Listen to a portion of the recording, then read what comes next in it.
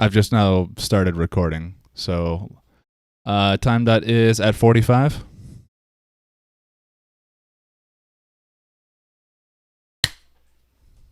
Cool. Okay. 55.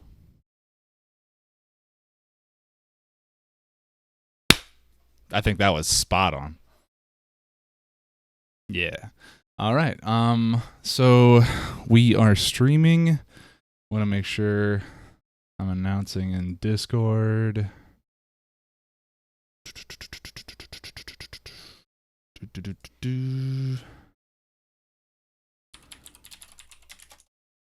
All right. Live in Discord.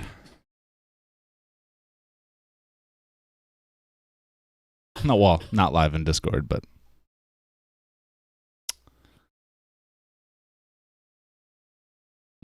okay. So did you want me to lead us off here? You ready to go?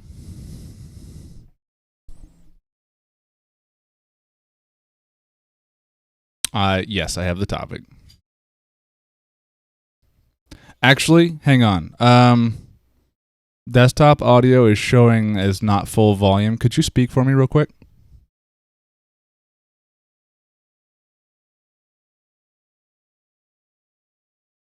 Okay, you are now full volume. You should be. Talk real quick for me. Just keep talking. Testing. Okay, good. Making sure that compressor thing wasn't working, or my talking source. All right, so here is where the podcast theme is going to be. Cut, and then welcome everyone. I am InvictvsNox, your host for tonight on the All the Way Down podcast of episode 8. This is my man DashRetro. It's episode 8 already, and we are talking about something I have a small obsession over, and we're talking about CRTs.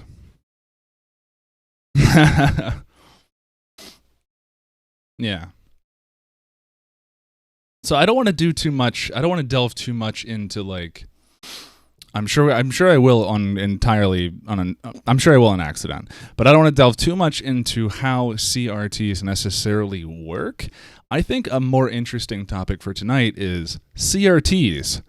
Are they worth the trouble that you now have to go through rather?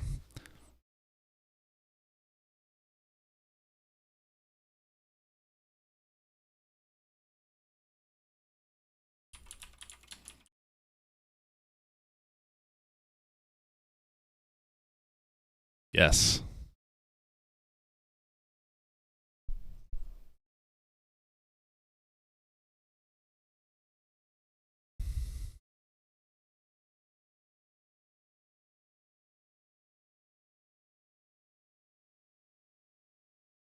Yeah.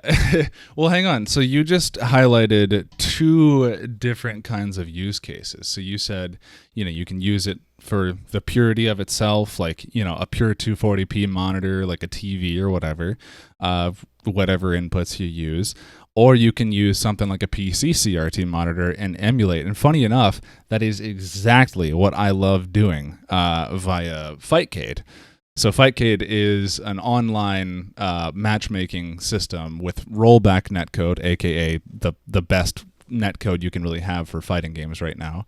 And it runs ROMs, like the arcade ROMs of these old retro fighting games. And it has a scanline filter. And I was streaming once, and I seem to remember once when you came in on my stream, you noted that the scanlines looked great, I believe. Yeah, and that's because Fightcade gives you such good options on when in full screen mode, this is my resolution. In full screen mode, this is my aspect ratio. Do I want pixel perfect? Do I want 4:3? Do I want, there's lots of different stuff. Resolutions, aspect ratios, you choose your monitor, you select its preferences. And yeah, when you have a 240p game scaled all the way up to 1200p, well, yeah, 1200p because it's a direct 5x. It's 1600 by 1200 is the resolution of my CRT. So it matches a perfect 4:3 when it scales all the way up, and then the actual scan lines options that Fightcade has makes it so you can tinker with it to make it work for your monitor. So it's not just one solid, like, here's half of every line just gone, and it's dark, and now your screen is way too dark and shitty, and you don't want to play the game. You can tweak it. So PC CRTs, just as good as well, actually, in many regards better, but for the purposes, PC CRTs just as good. Especially now that the prices of, like, we could talk about this. Now that the prices of, like, expensive, quote unquote, like high quality, quote unquote, CRTs are going up, way up.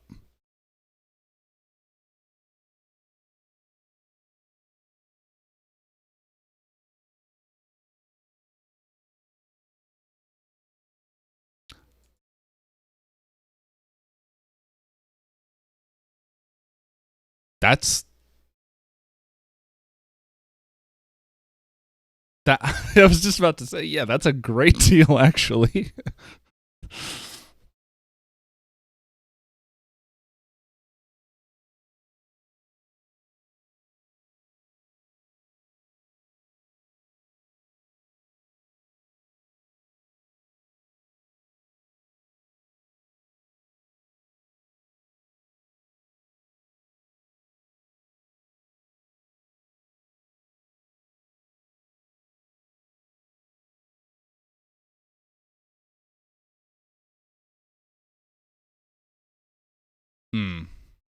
Yeah.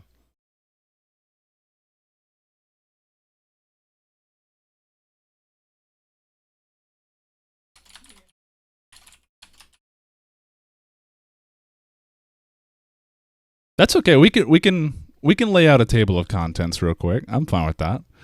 I think so. All right. So we just talked about how there are different kinds of CRTs. There are your normal TVs that everyone knows and has seen in their house.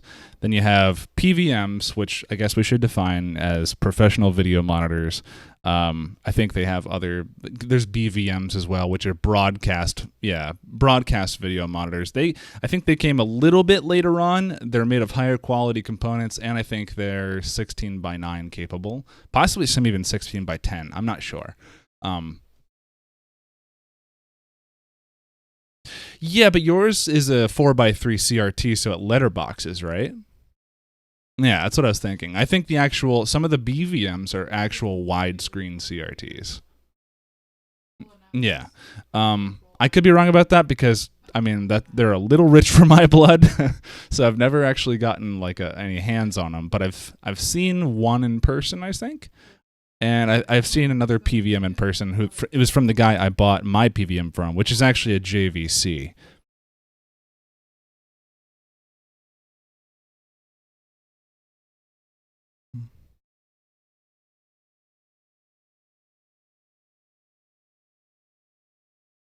Yeah.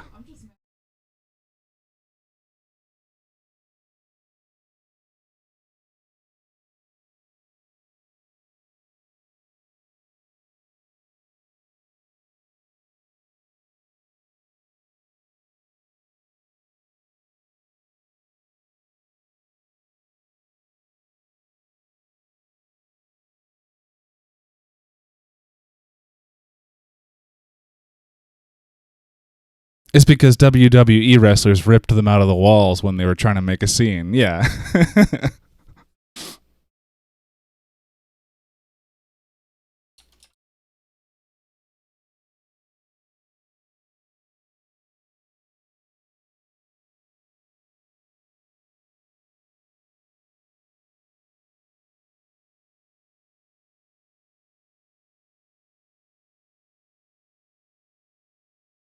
Which no one knows what you're talking about. Yeah.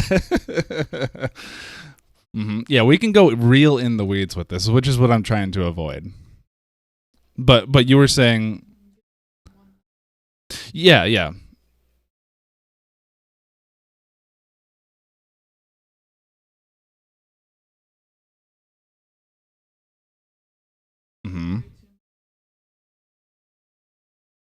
It's fucking great on the right set that uses it right. But yeah.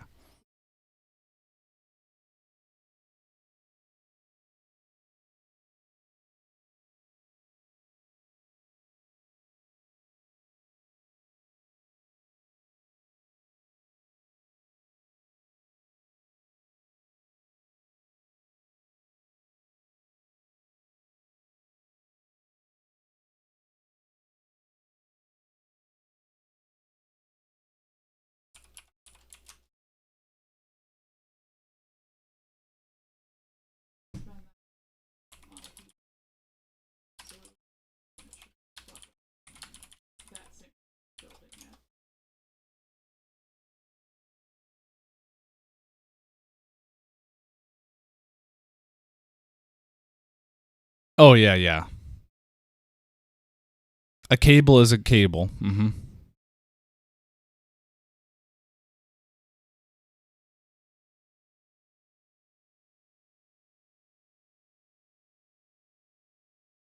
And component.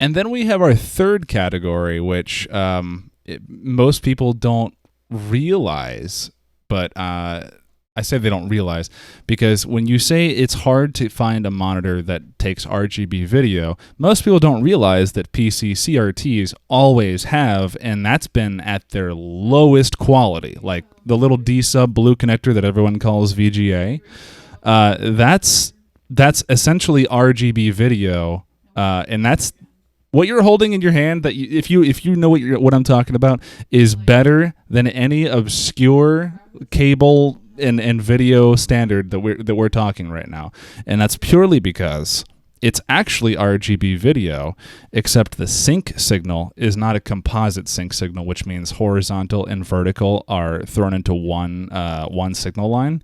They're separate signals. So you have RGB, horizontal, and vertical. Those are the inputs for RGB VGA. The thing is, most PC CRTs run at 31 kilohertz versus 15 kilohertz.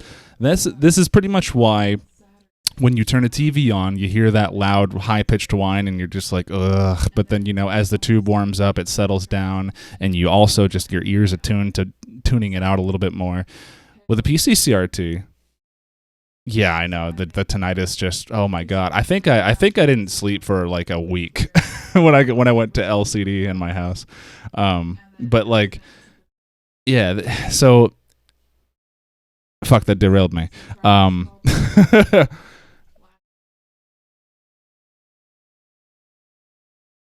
Yes.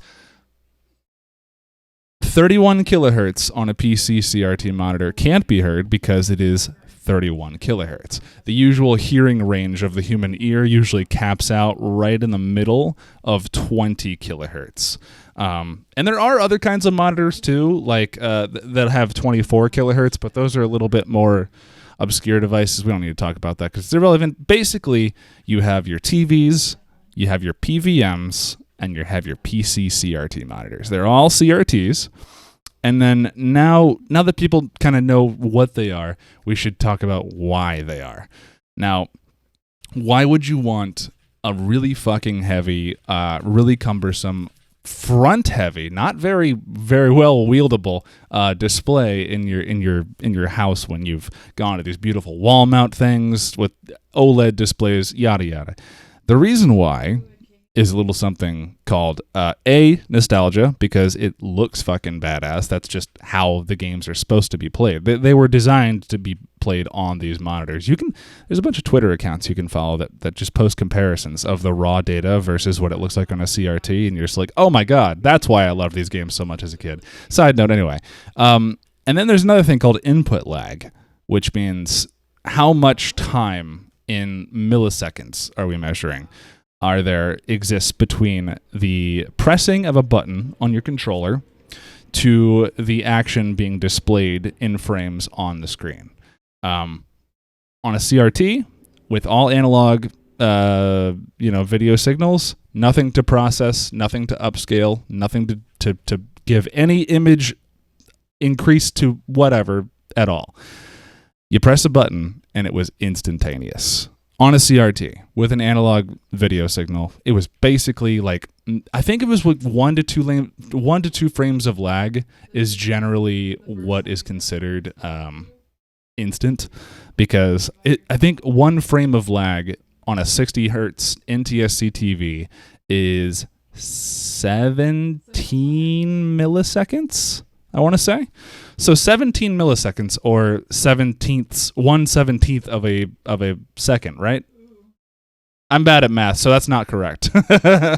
Yeah. So basically, we're just getting down to the point of saying When I press a button, the shit happens way sooner on the stuff it was designed to be played on versus what we're trying to play them on now. So the big fight is to get 240p, these old TV signals, up to 1080p minimum, because we're in the 4K era and we're still struggling to get 5x scale to 1080p and look good. That's the alternative. You can go the route of expensive scalers to make your game look almost as good as a CRT and actually behave as quick as almost a CRT. And my God, if you've played any of these like emulation consoles, by the way, the Nintendo, Super Nintendo Mini, and NES Mini, if you've played those and those are satisfactory to you, input lag probably isn't a concern for you, because while the input lag on those mini consoles is pretty good, I'm just trying to give you like a baseline of what I'm talking about. When you play the actual games on hardware, they're just the tiniest bit more responsive than like an emulation console like that. Or if you're even just playing it on the Switch, I believe. Like you're playing the Super Nintendo games that they release on Switch. I don't know how input lag is programmed and factored into those, but if you're just upscaling, you'll notice the difference.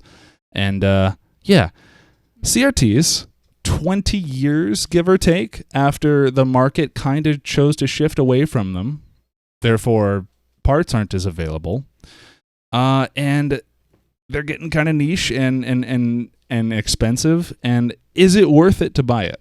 What's the short answer from you?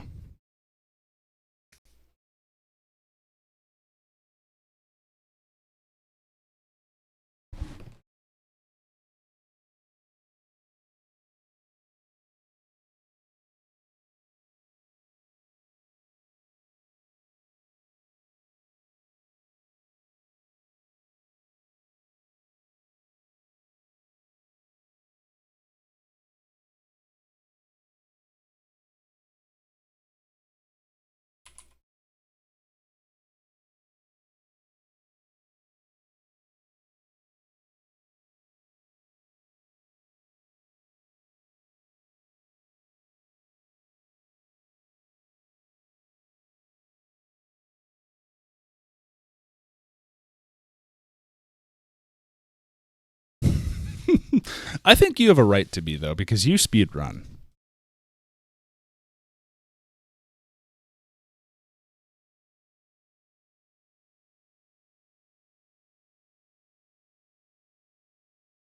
Nice.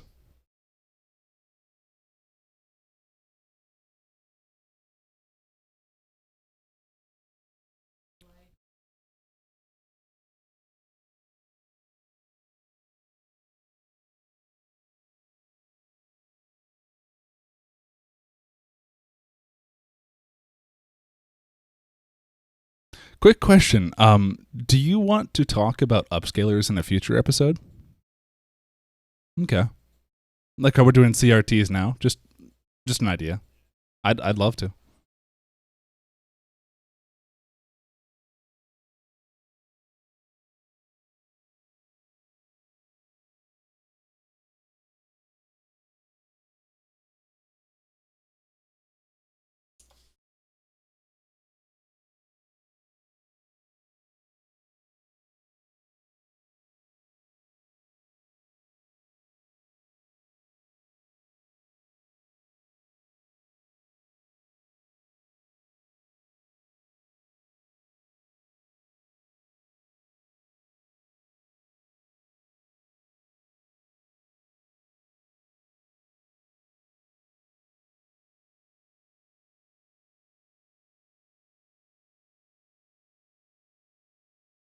Mm-hmm.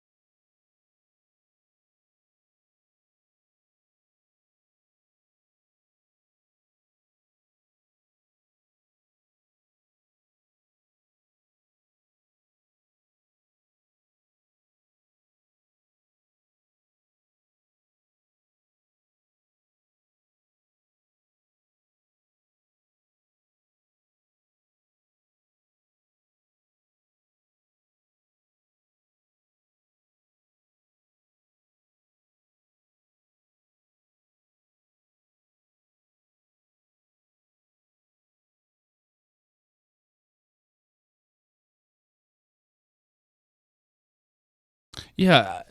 Speaking of night and day, there's also the matter of image quality because CRTs, by their very nature, are shining bright ass light at you. Like they're phosphors that are just lit.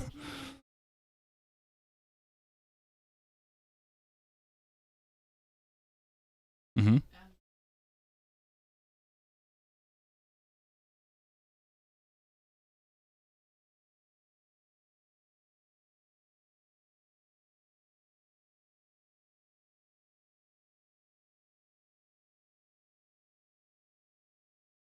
Mm-hmm.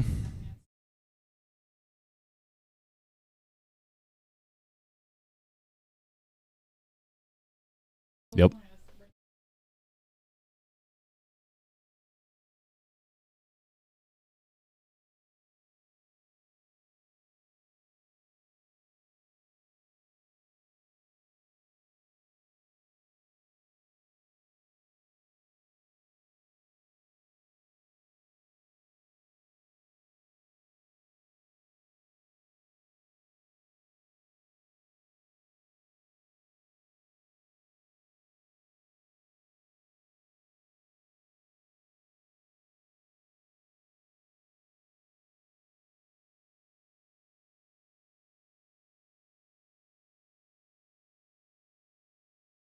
I think they'll also use it for water stuff, right? Like waterfalls and such too. I believe so.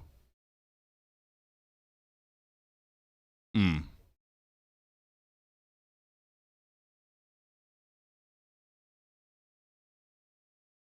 Dithering. Yeah, like they use dithering for the sonic waterfalls, but I want to say like for water effects where they're having generally like they're drawing white sprites to simulate like, you know, the flashing the white water like rapids. I've seen where they've actually had kind of like, you know, mm.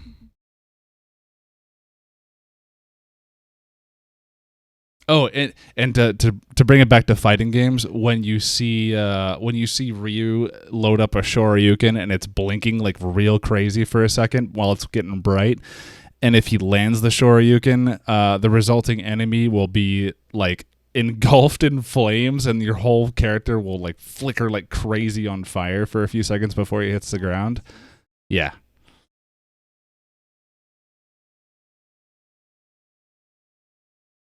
if you can even see him, because like the way that if you okay, so if you're watching someone on Twitch and you're seeing 30 frames a second and they're managing to stream a 60 frame a second, like they're capturing at 60 frames, and you have some instance where like say I'm playing Castlevania, playing Simon Belmont, I get hit, I get knocked back, I start blinking because I have iframes, invincible frames. That's where it's blinking me in order to, you know, signify that I can't be hurt for these couple of seconds. I've noticed that when I streamed, Simon would either not blink at all or completely be invisible on capture.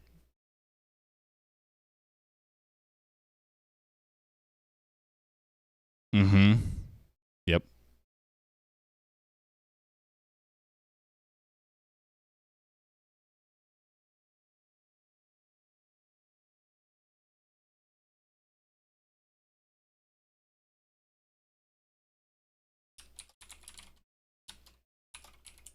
Oh yeah. I say Astyanax. I have the game, but I've never played it. I haven't even seen that he was doing this tournament. What's the game about?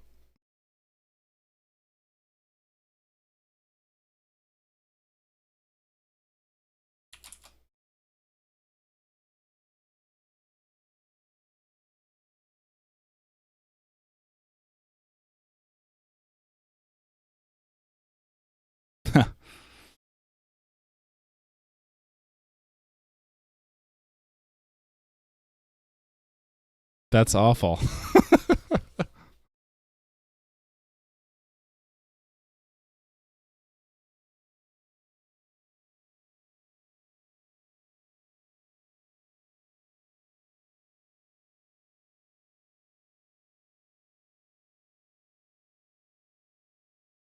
Yeah.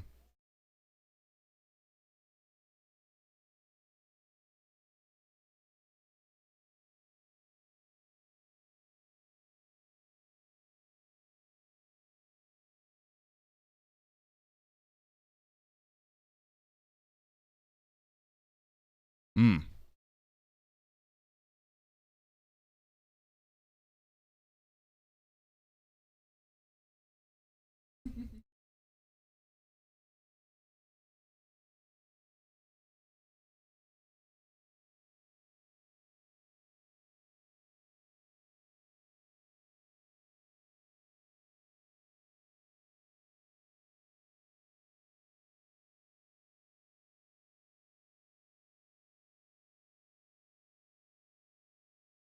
I know. I thought you were going to say, you know, that trick where you jump like and your head gets into the ceiling, where if you hit the next brick, you'll be lifted up into the next level. Because that's how you boost when you're speed running. But I have not seen where if you hit your head, you just drop straight down.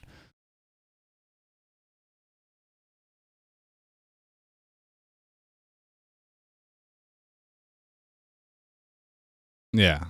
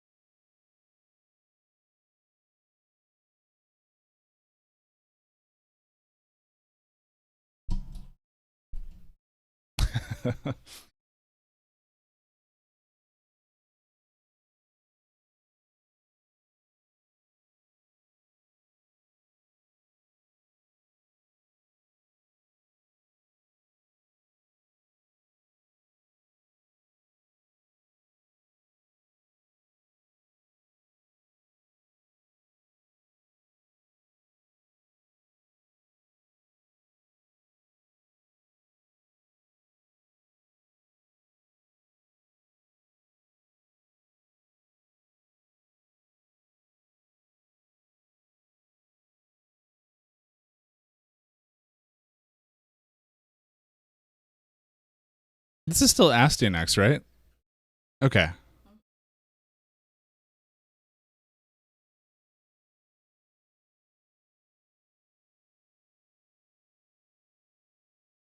Huh.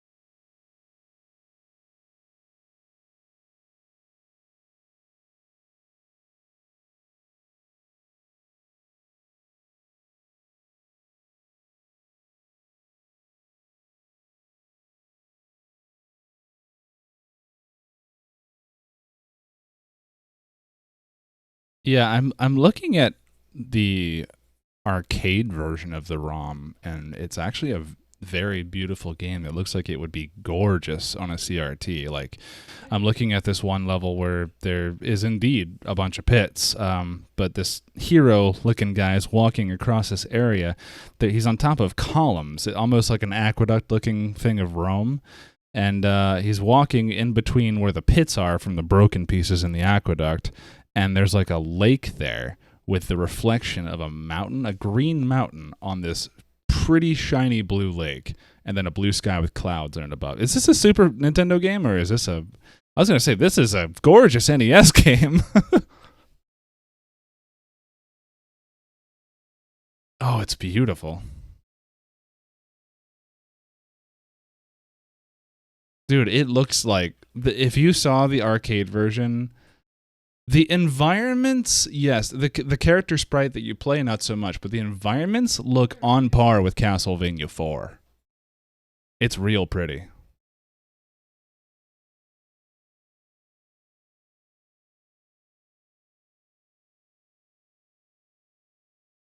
Nice.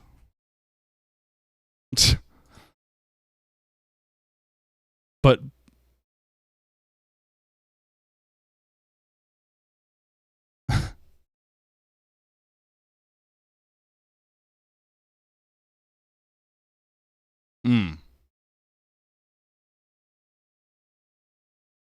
of course he did.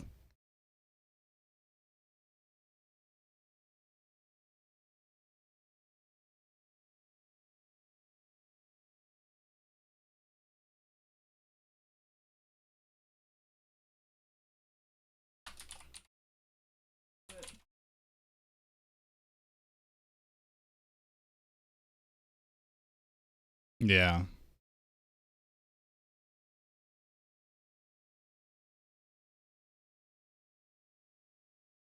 Hmm.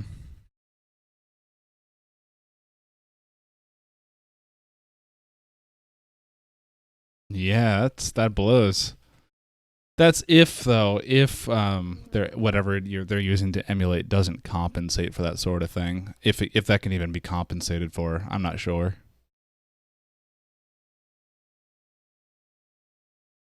Okay.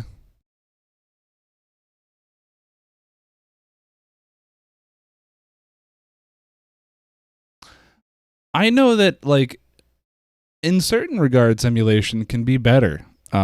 Because you can upres shit to 1080p and the game will look great. The textures will like have been updated to fit that resolution and the game will look awesome. It'll still look like an old retro game. Like, have you seen Nintendo 64 games emulated and upscaled to widescreen 1080p? It's like I saw the wrong game to give an example for, but I was watching a streamer a long time ago. She streamed Paperboy 64 on Nintendo 64, and that is one of the most surreal, nightmarish, awfully made 3D animated things I have ever seen in a game. I mean, the audio you have to turn off. It's too awful to play. But she was playing on an emulator. She wasn't playing on a CRT. So I imagine like the weird graphical effects of you manipulating the game like that. I wonder what the difference would even look like if you were watching it on original hardware at 1080p somehow.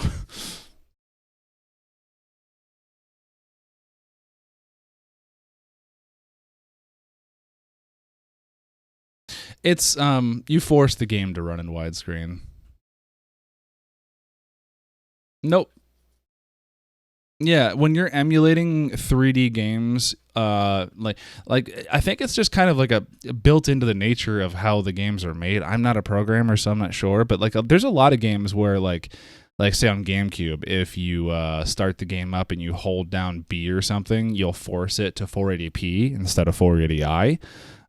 Which if you're playing on a not every game, yeah, of course, but like I think I'm pretty sure Smash Bros. Melee is that way. A couple others.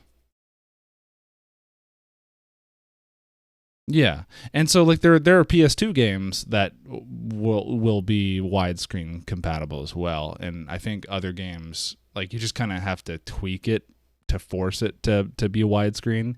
And I think in some games it can cause some bugs. Like there are games that are 4:3 which were meant to be explored in 4:3. So when you view the game in 16:9, you'll be like the camera will be like clipping through walls, and you could see enemies where you shouldn't see them, and that sort of thing.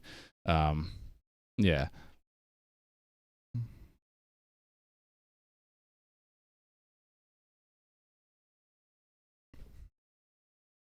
yeah. I think I saw that too.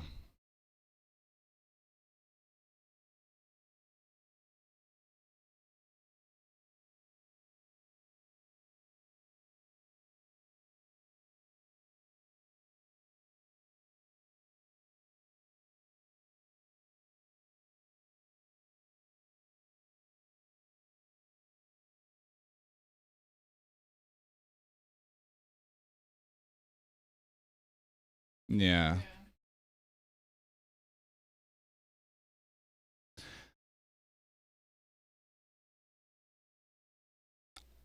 I feel like I know why that is too, because if you think about how Mode 7 works, they just take one big background image and then they rotate it 90 degrees from its z axis to like down to its x or y axis, whatever. They flatten it, so it's this big image. So I imagine what they're doing is showing you like the game will be programmed into a 4:3 viewable area, but like the image is bigger than that, and it's probably just letting you kind of not zoom out per se, but it's showing you more viewable area where there is image to be shown. That's kind of cool. So they did that with Mario Kart, and that's when you saw Mario, he wasn't stretched or anything, was he? Yeah. Inside the viewer, yeah.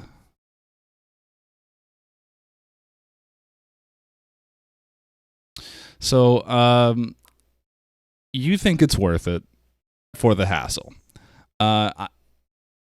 What is your? I was going to ask, what is your history of struggle with CRTs? If it just involves lifting and setting down heavy weight, I kind of envy you right now.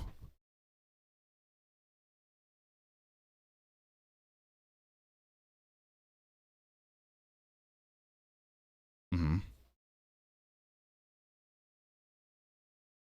Really?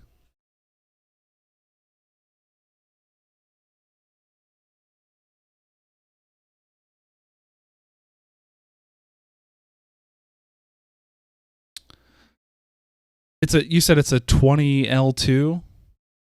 20L2. Does that have RGB via an add-on card like some of those PVMs will have?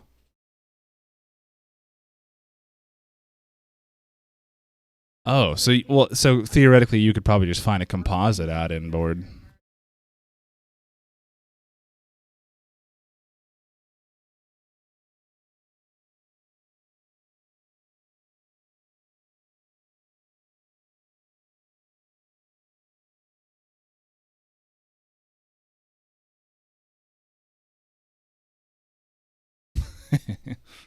Yeah.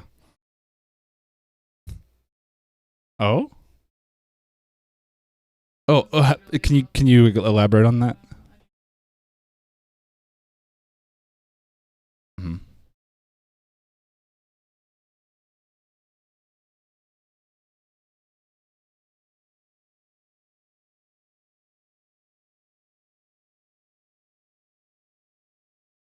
Breakout. Yep.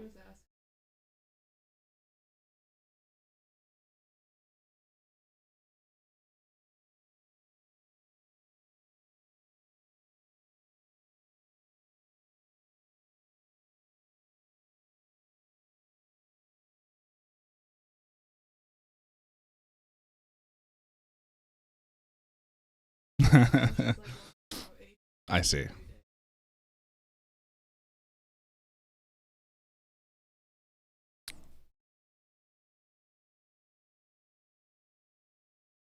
Now, yeah.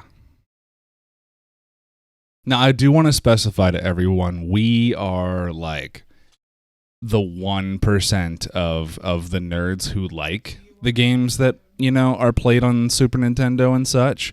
If you yourself listening, a user, wants to get a CRT and you just want to hook it up like you used to, composite, the cables you have with your system already, you're going to already enjoy the upgrade tenfold over just plugging that thing into your LCD TV.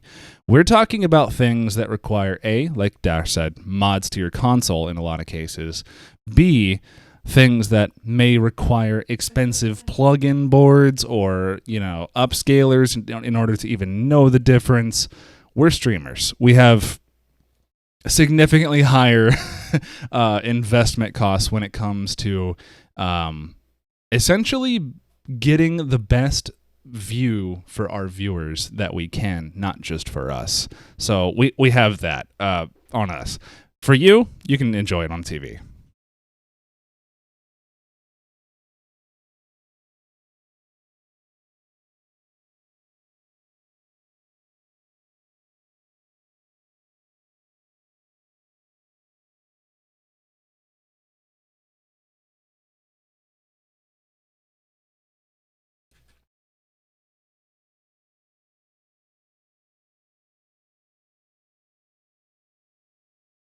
Mm-hmm.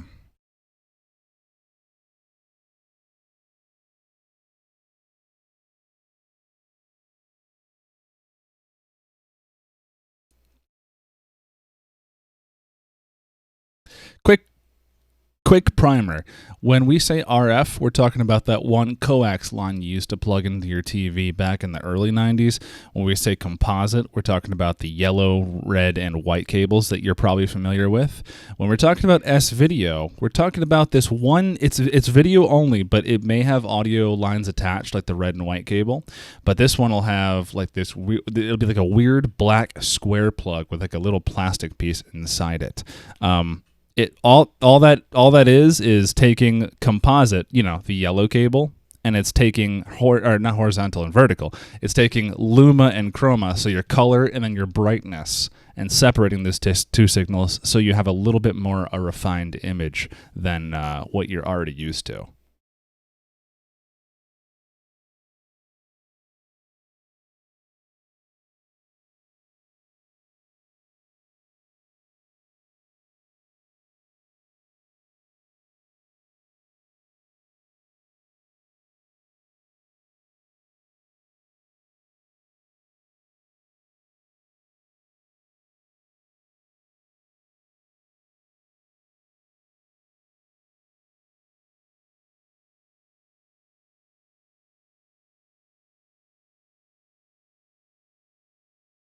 Mm-hmm.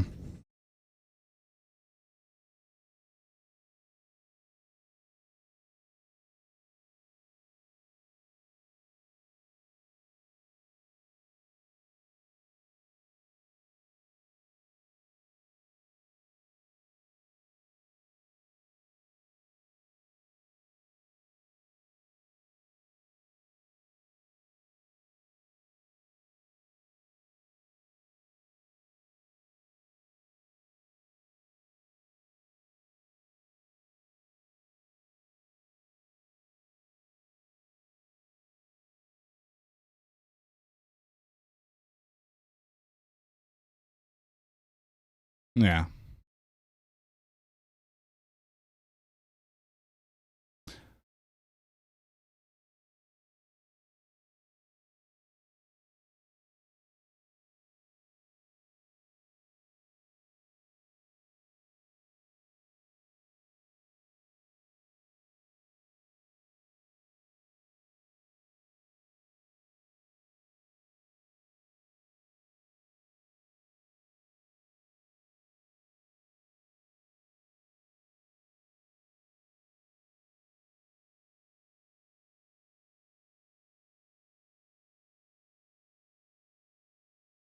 Oh, that sounds like it's coming from the. It's not getting the data from the CD drive like it needs to.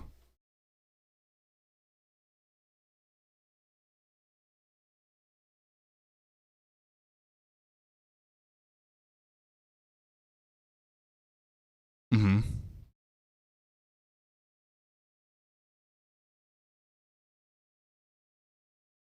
You also just need to make sure your laser assembly is still good, though. And that, well, also that you're not. God, I don't want to worry you, but PC Engine CD games are experiencing disk rot now, so you may want to check that too.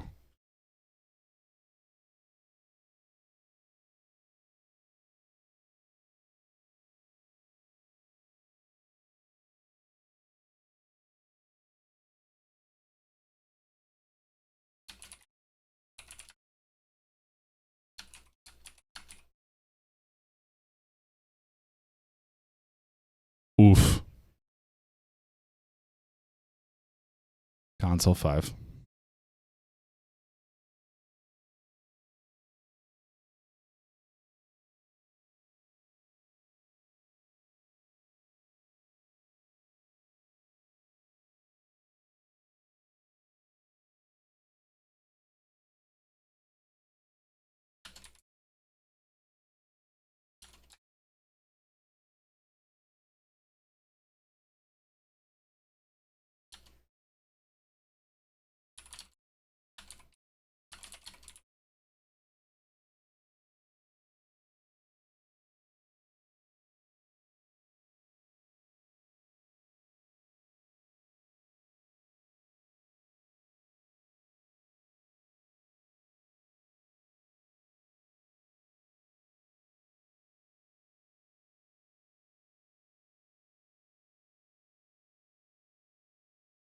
quick nerd interlude. I'm the other nerd who knows what a capacitor is.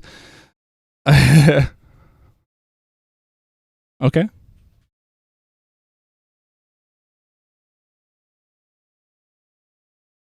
Yes.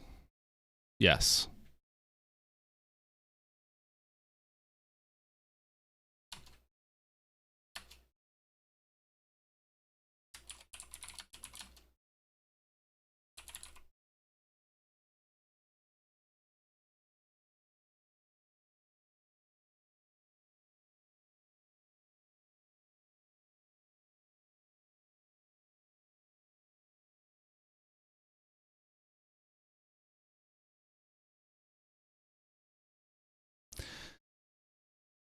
That's a really good example that I wasn't expecting you to pull out. I was going to say a capacitor is measured in its ability or capacitance. So yes, what it does is it fills up with the flow of electrons, and at a certain point discharges them based on a whole bunch of different parameters. Like I believe, talking on my ass, I only know so much about this, but I believe the time it takes to discharge that has to do with how much capacitance it has with the kind of capacitor it is, be it like electrolytic, ceramic. They all have different kinds of properties, different kinds of capacitors. Electrolytic is what is used in these consoles, which is what also in CRTs, which is another big point of why the CRT life can be a hassle. These are TVs that have lasted remarkably for 30 years. In a lot of cases, still work just fine. Their image geometry may not be the best for a lot of different factors. There could be magnetic strips that fell off or just need to be adjusted on the actual tube itself. There's a bunch of stuff. You need to recap them at some point because a lot of them have electrolytic capacitors which will leak and destroy the board. So, yes, if have you experienced that? Is that something that you've needed to address yet, or is it? I think when we were talking about your struggles, it's pretty much just RGB is what you have to have in order to use your CRT. Okay. Yeah. Well, you also have a Sony Trinitron Pvm, and to my understanding, Sony Trinitrons generally weigh about 30 to 40 to 50 more pounds than the average competitor set because of the very nature of aperture grill displays. So here's another CRT quick thing. First, you got aperture grills, which is the Sony Trinitron. They had the patent on it for the longest time until it ran out, and then Mitsubishi made a Diamondtron, and I think there was another one too. And then you have your normal TVs that everyone's pretty much used to with like the universally curved glass. The Trinitron will be curved only on the horizontal dimension, and because of that, it requires a lot more glass on the top and bottom of the screen because it doesn't curve in all four directions like the normal shadow mask, which is what every other brand of CRT is. Basically. Mm-hmm.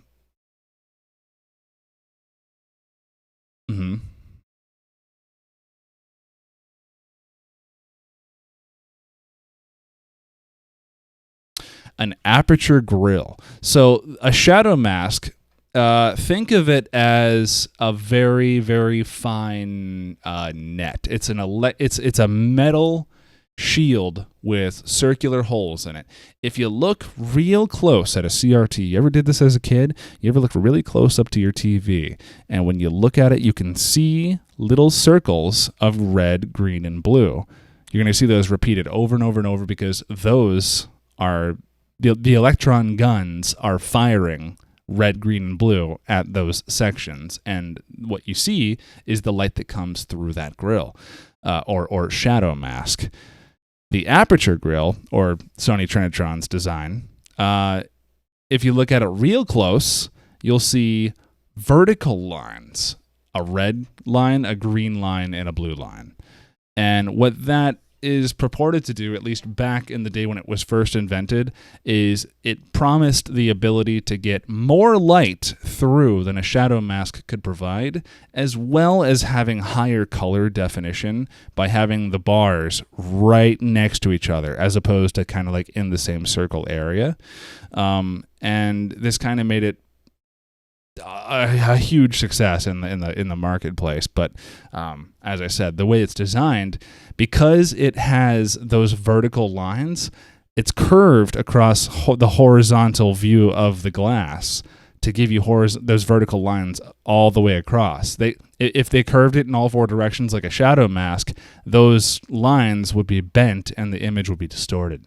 So essentially, what this all means is Sony Trinitrons are fucking heavier because they got more glass in them, and I think they're actually 3 individual guns for red, green, and blue, I want to say. So more guns, more electron guns, and yeah, more glass. So, hey, weight fucking sucks dealing with CRTs, and when you have to haul, because you're a retro gaming fanatic and now you got the CRT bug, when you have to haul a 40-inch Sony Trinitron XBR FS 410 or whatever, and then you got to haul that up to your 3rd-story apartment, you're going to be pissed for like a day, and then like you're going to be upset for like a week. But when you turn it on, you're going to get something that you will not get ever again when it comes to playing video games, which is what the best money could buy. Because like these TVs were like $2,000 back in the day.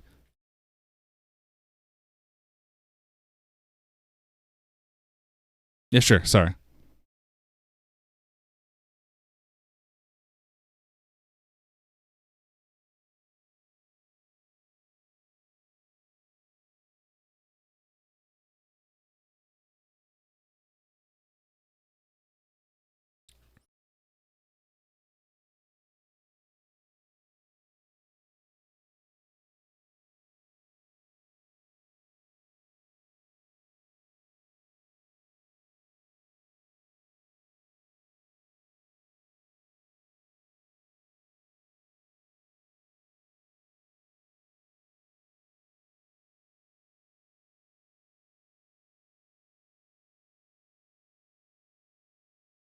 Mm.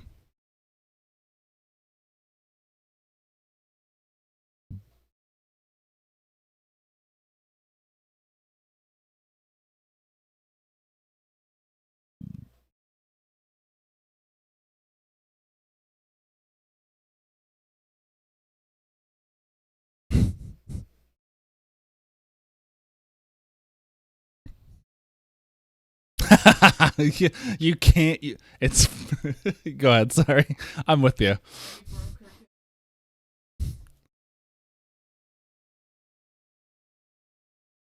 I just wanted to say to everyone, no one's going to have the reference here except for probably me and Dash. But Dash posted some screenshots of his video output. It was video output from the same console, right? Yeah, before RGB Mod via composite, and then after RGB Mod. And I think you gave direct. Was it direct signal? I don't think you showed the actual. I think you showed direct data feed both times.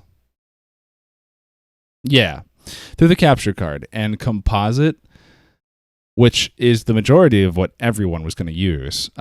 Yellow, green, or green, yellow, red, white cables. Composite made the shading of the artwork scene, like of the artwork of the scene that you showed in the opening of the game, made the shading of the colors look way more natural. But the RGB, the characters were more sharp. So it's like a trade-off.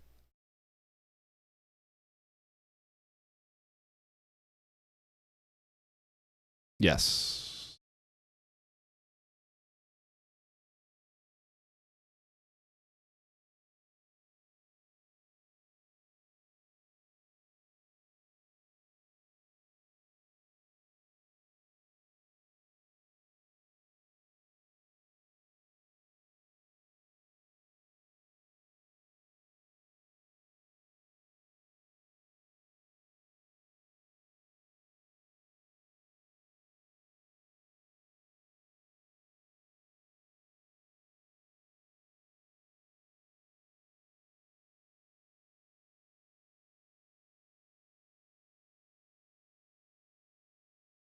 Yeah.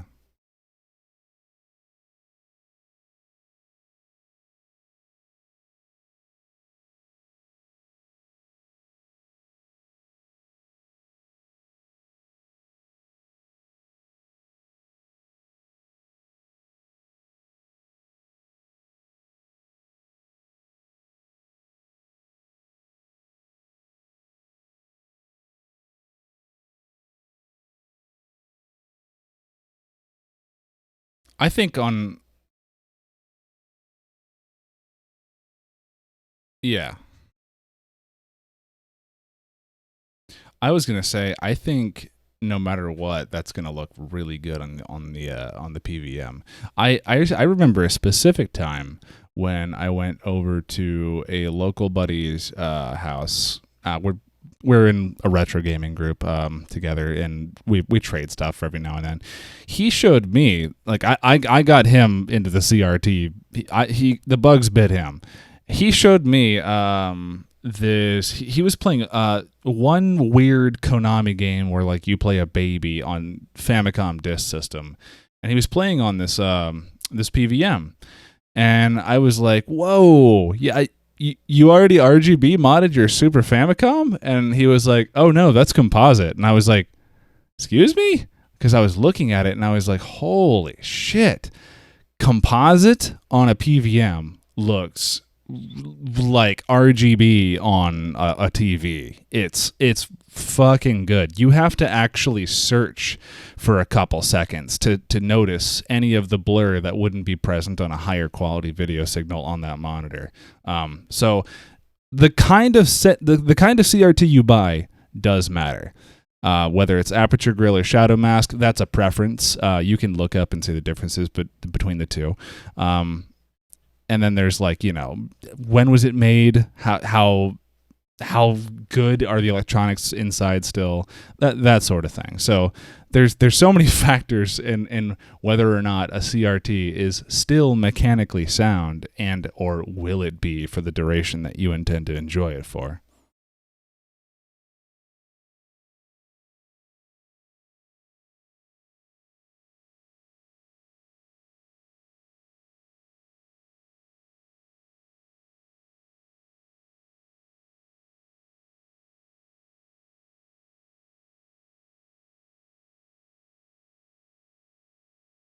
Yeah.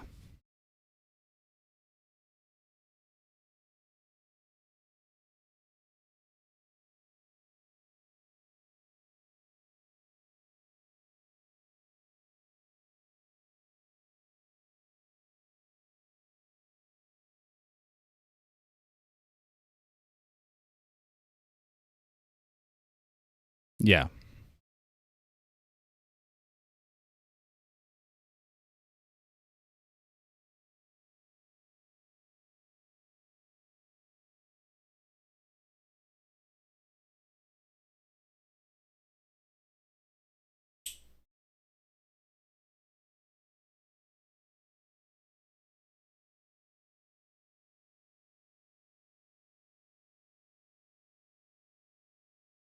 I've always wanted to fucking know why that happened, and I can't believe I haven't thought about it until now, but damn, nice.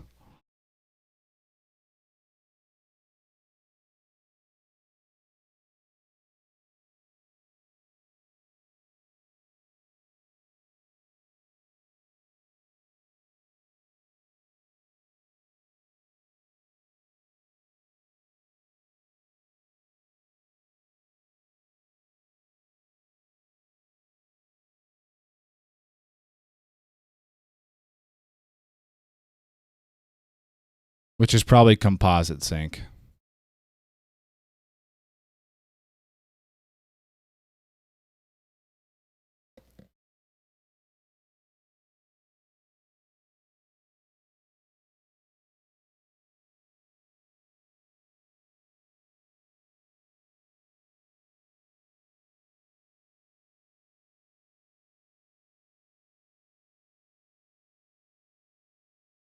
Yeah.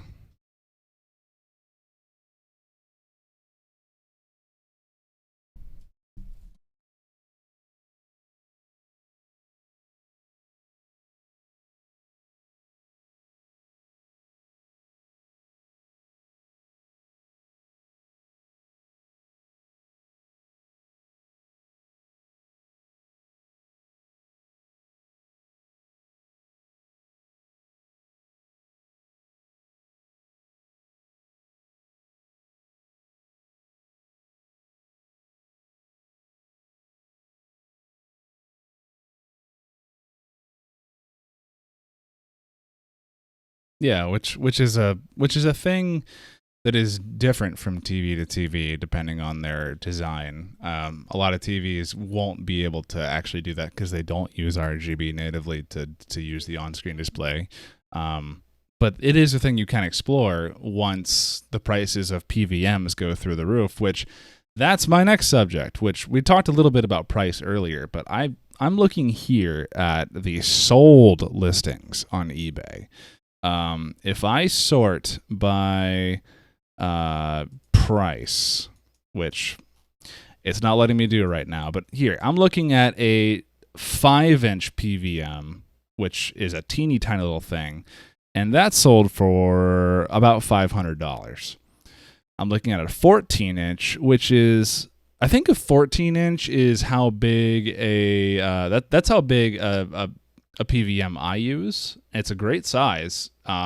This sold with 23 bids at $335, and it just goes up from there. Like the bigger ones are going to be like, here's a 2030, a PVM 2030, $1,000, $1,050. So this is technology that people are actively throwing on the curb, and even like their garbage trucks won't pick up because it's illegal to throw these in the garbage, and people don't know that.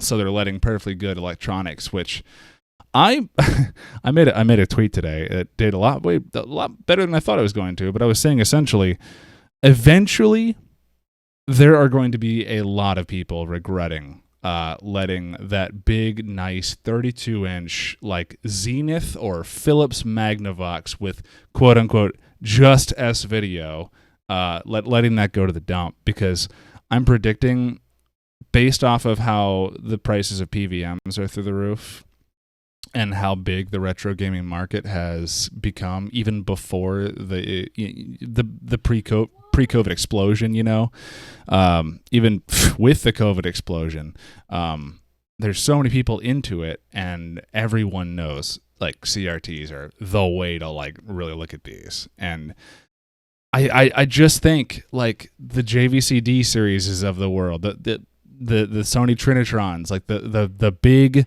nice consumer sets with component native video, so you can get like RGB quality for no effort at all.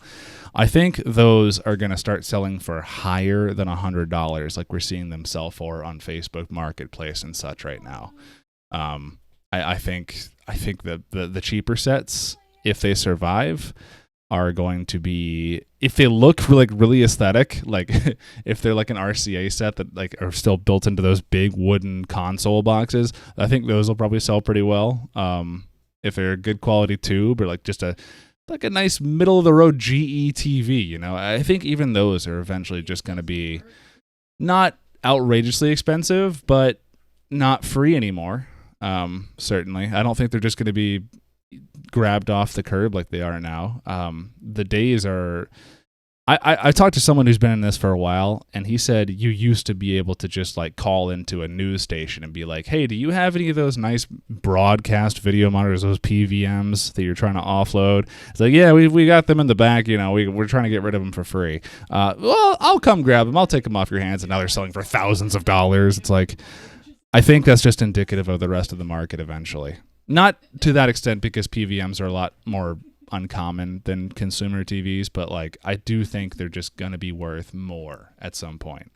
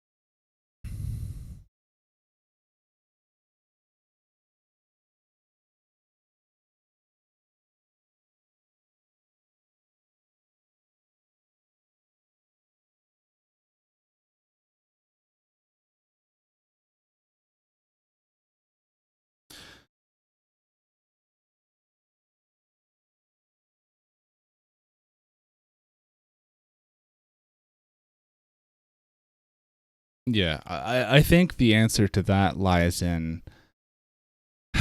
Okay, so I mentioned earlier about how like the nice 480i 240p, really nice like 4x3 Sony Trinitron XBR sets or the FS310s or whatever.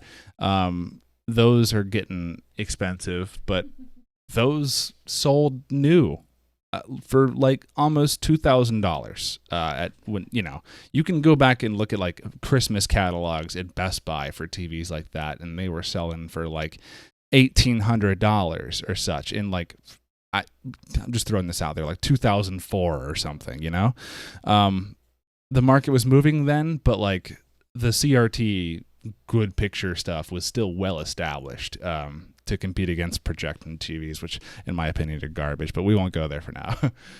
But yeah, I think those things are going to get more expensive, and I think there's going to be more of a market to repair them than to remanufacture new ones, because the reason I picked out the Sony Trinitron as an example is because they could probably make them if all the tooling and machinery to make them and manufacture them still exists, which I highly doubt they still do. Sony is a company that cuts shit off quick when it's not working, from what I understand. Like, I think they just stopped making TVs just recently altogether. They just don't make TVs anymore. And that was crazy because, like, they were making, as far as I understand, like the cream of the crop. Like, you could buy a $400 LG 4K TV. You could buy an $800 Samsung 4K TV with HDR maybe. Or you could spend $2,000, $3,000, $4,000 on the same size, the same resolution, or 8K possibility probably with the Sony. But like, you know what I mean? For way more money.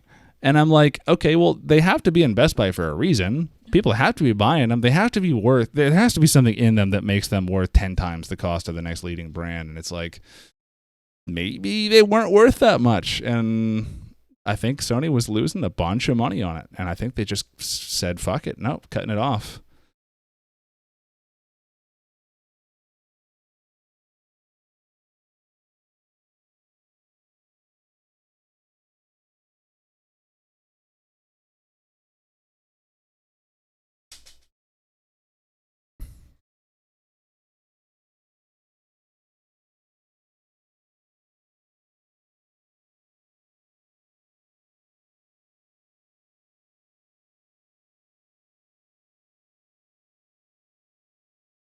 I hope you're right. I don't think you're right, but I hope you're right.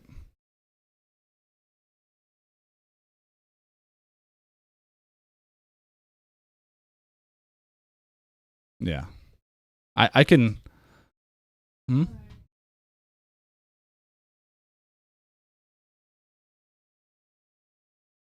Yeah, for sure. Because what I was going to say is I think there will be more of a market for people repairing them and making them like new and refurbishing them than there will be new manufacturing for them. And I say that because there's people like me right now.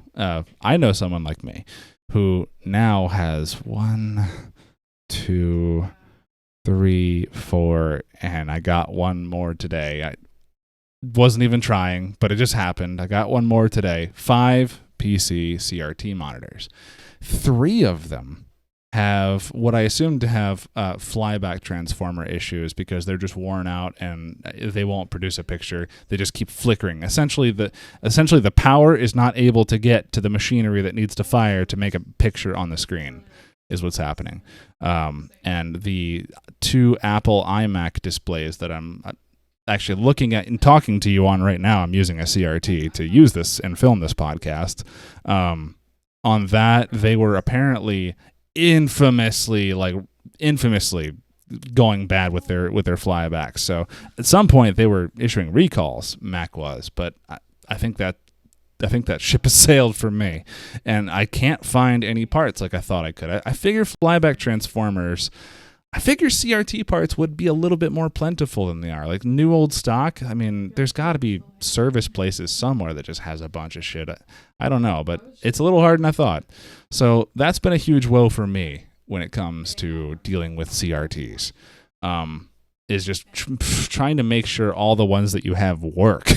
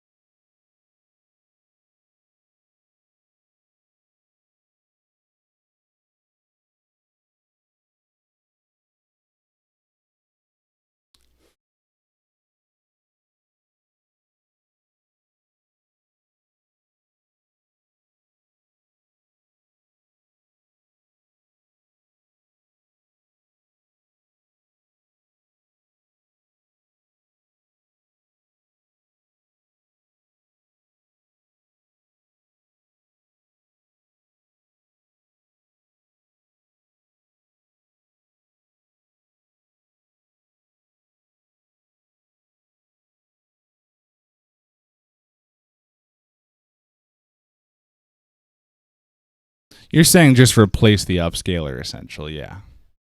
Right? Yeah.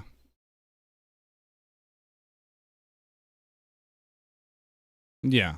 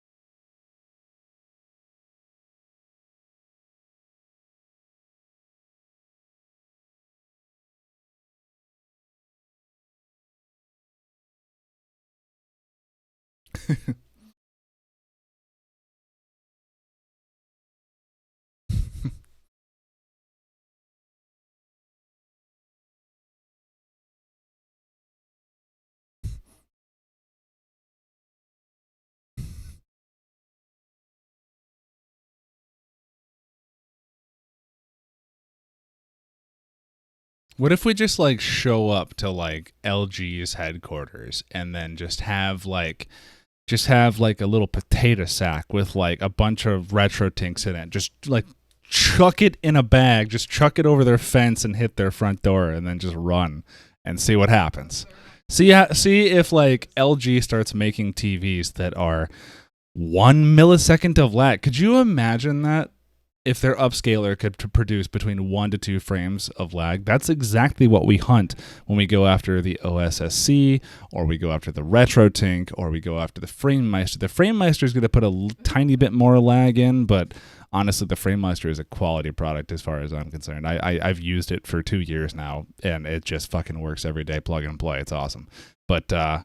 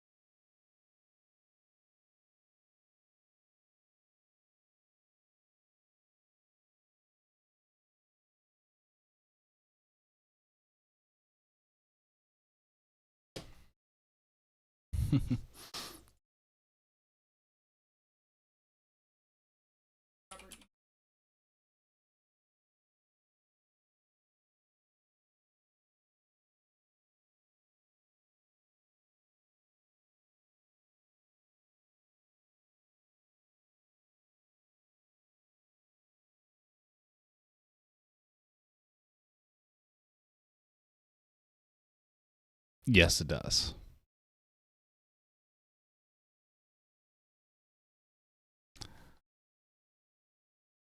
The FrameMeister works just fine actually with that. All you have to do is you go into the PS2's settings, and like when you turn it on, it'll be all green. You're right. But if you go into the PS2 settings and change output, it actually is looking at component, which is why it does that. So you change that to RGB, and then it works just fine to the FrameMeister.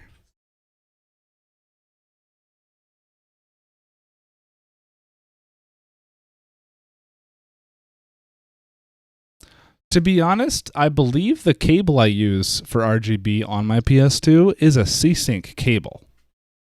I'm pretty sure I'm getting C-Sync out of it. It might be internally wired that way, and maybe that's why the FrameMeister doesn't have an issue. Yeah. It might have one that's built in, yep.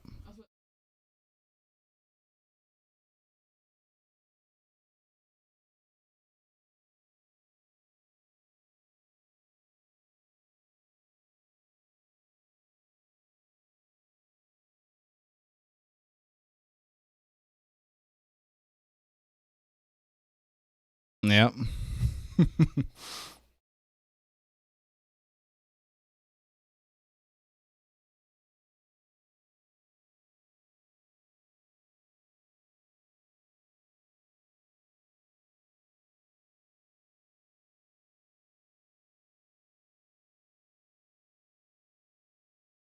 Yeah.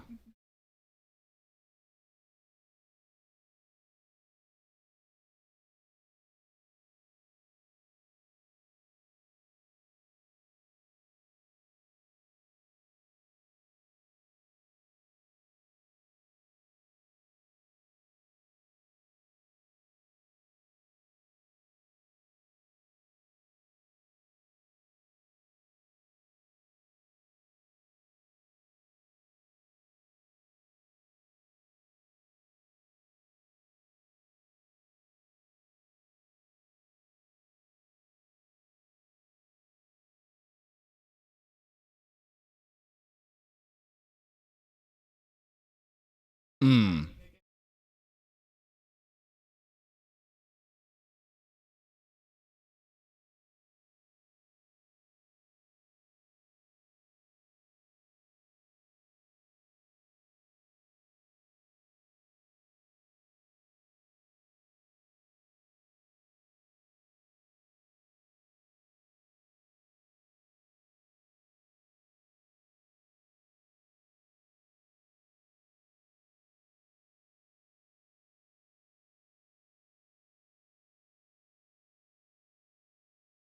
That is why I love the Sega Genesis, because the Sega Genesis, its reset button is not a hard reset.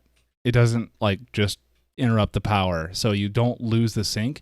So when I turn my Sega Genesis on, I go, okay, y'all didn't see that real quick, and I'll hit the reset button, and then you know, Sega.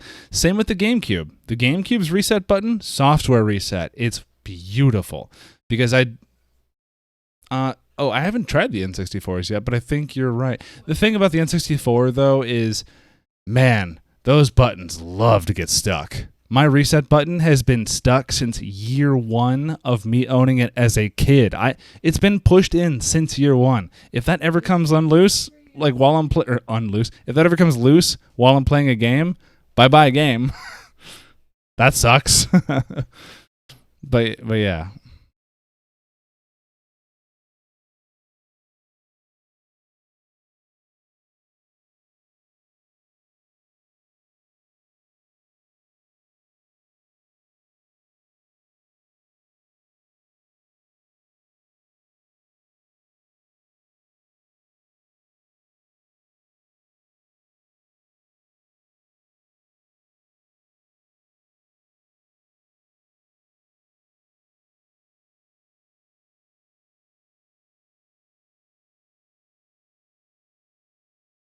Yeah.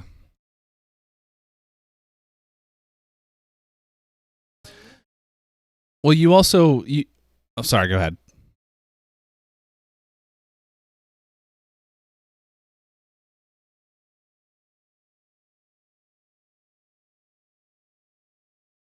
Really?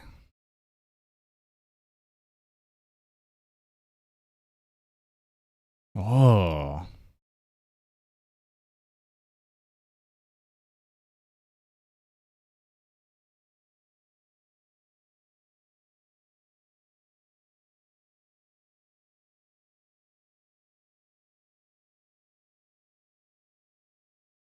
Mm.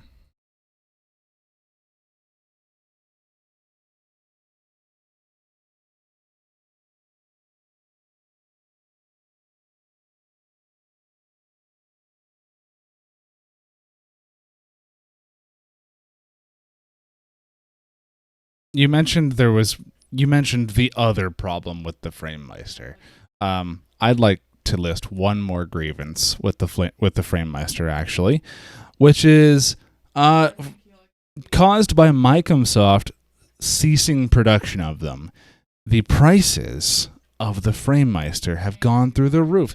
The prices of the base price of the FrameMeister when new, when I bought mine straight from Microsoft in Japan. They shipped it from Japan. Got it with the Euroscart adapter to use the small RGB input on it because you need that.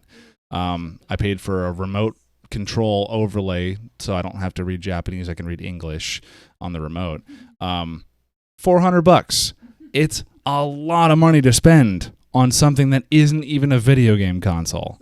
It's a lot of money to spend on a device that's just supposed to do the damn thing the thing in your TV should be doing. But now it's even worse. Like I'm seeing a couple sales here. I'm looking at the sold eBay listings. I'm seeing a couple of them. They give me hope. This one here was one bid, $200. Looks pretty good. Another guy got $300, $400. That's like the average that I'm seeing here. But then $700, $650, $1,000 from Japan, not the U.S., mind you. $500, $900, $1,000. That's what these sold for, and it's like, dude, you need to be looking. If you're looking at this, you could be spending 10 times less. Going into the next thing that we're going to talk about, I guess, if we're talking about upscalers, which is RetroTinks. These things will do what you need for less than 10 times that. Like less than 10 times less than that.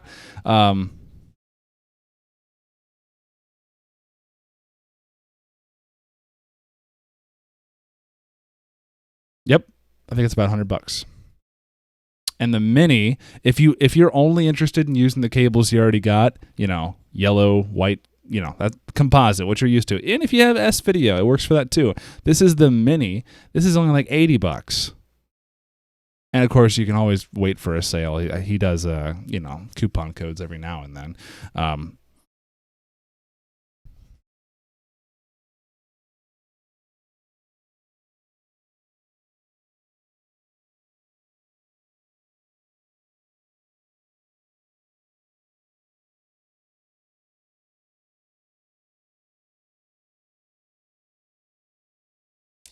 I'm thinking them, but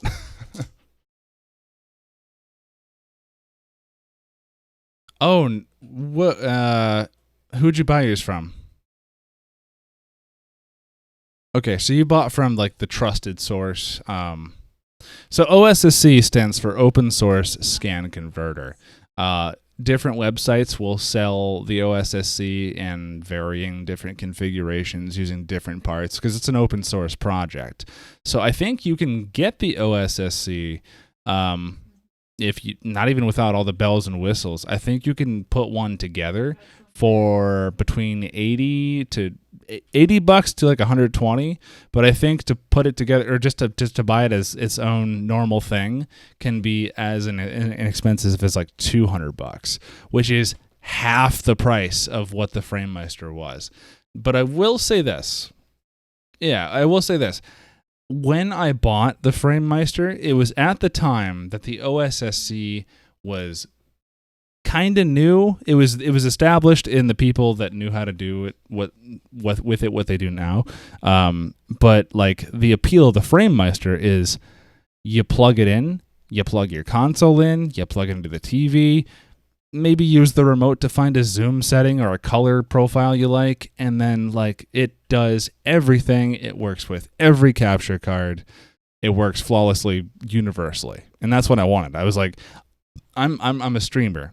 I have a shelf full of consoles here with a complex wiring setup coming from behind there to switch boxes, to transcoders, to splitters. I want to eliminate as many dependencies as possible. So I was like, all right, FrameMeister, why not? I know it'll work. Why not? So I get it. And for 400 bucks, the competition at the time being the RetroTink was brand new. Like RetroTink might have not even been out yet, but yeah. Yeah.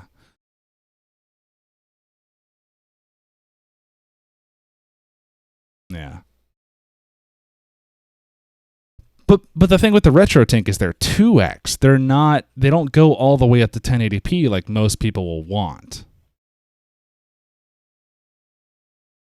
It will. It will.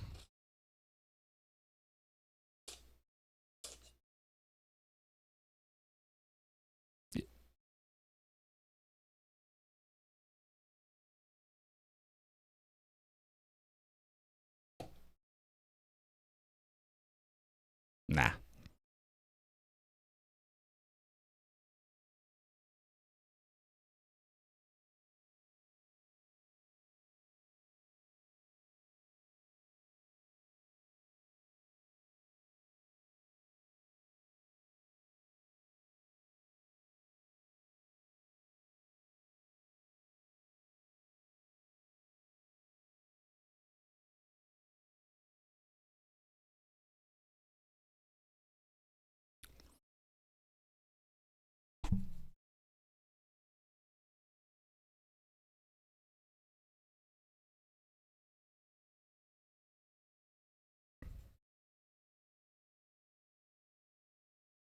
Yeah, my thing was just that I was like, again, we're streamers, so I wanted to get 1080p for people who want to see 1080p.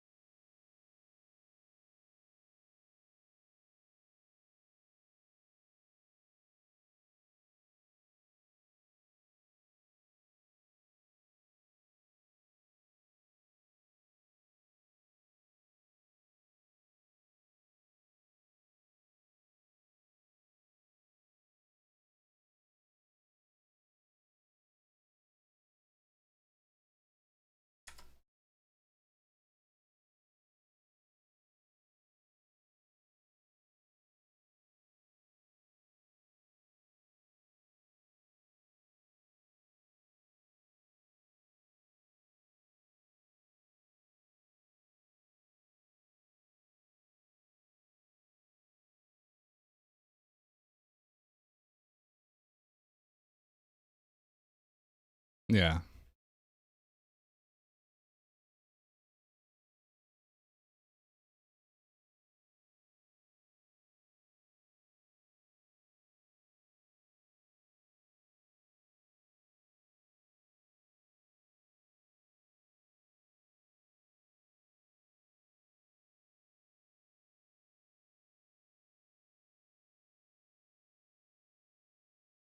Oh, nice. That's pretty badass.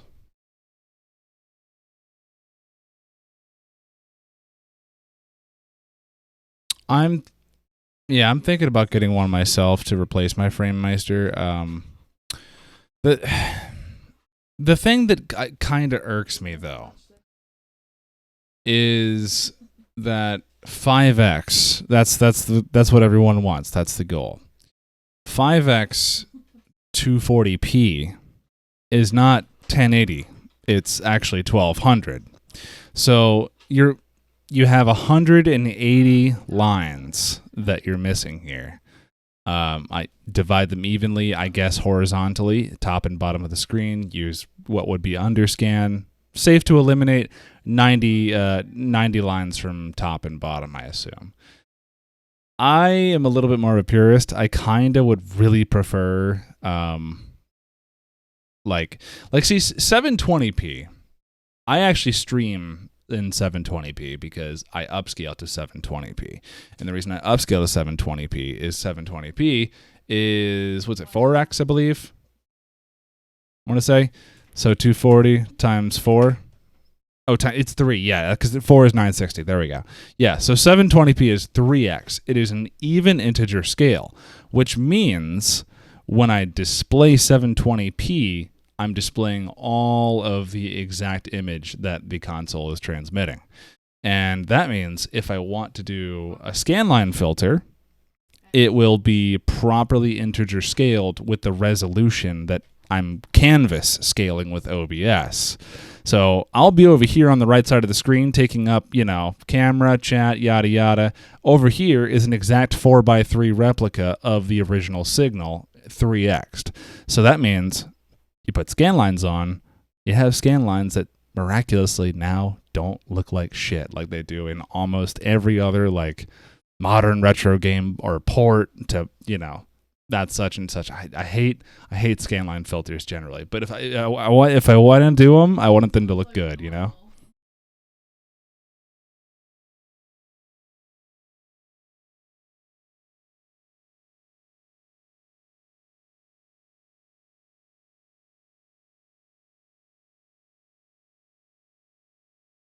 Yep.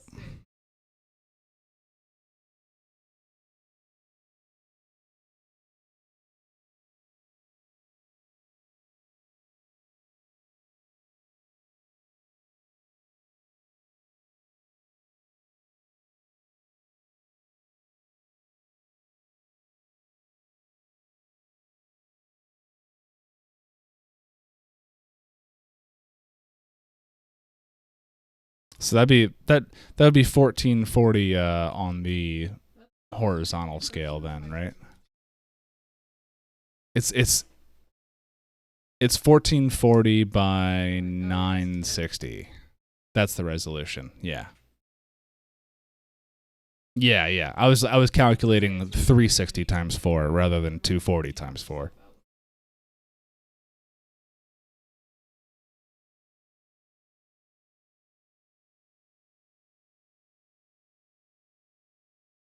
Yep.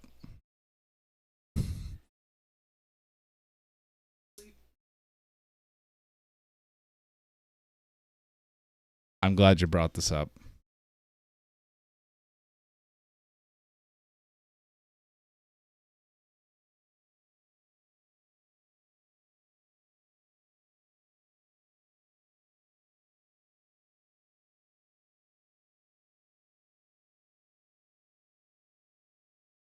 Mhm.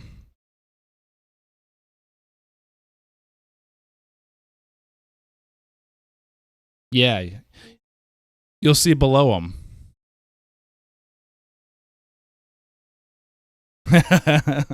Yep.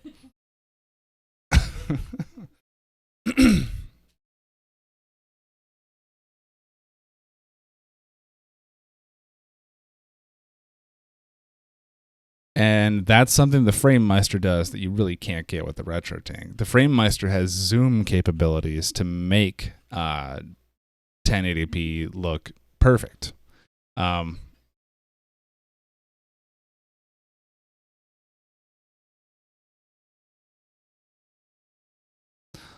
Yeah. So here's my problem.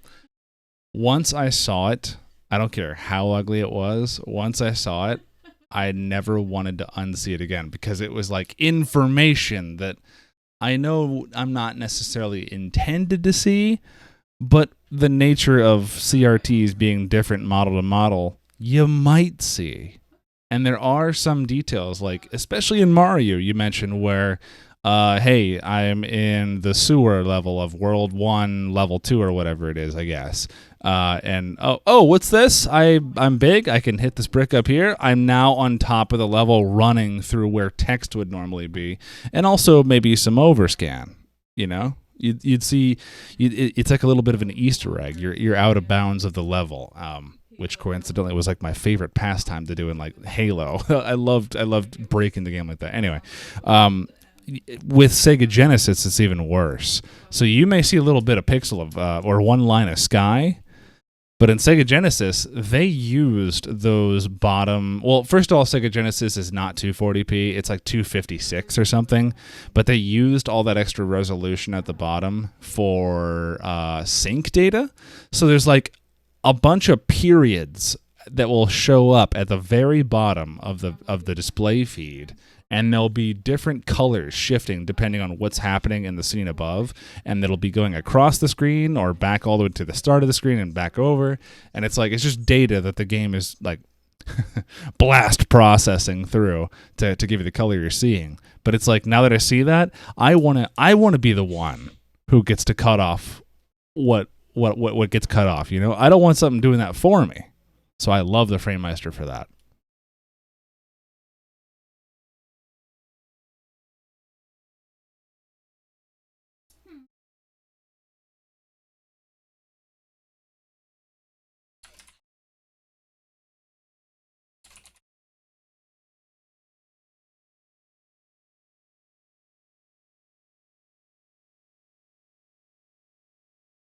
Yeah.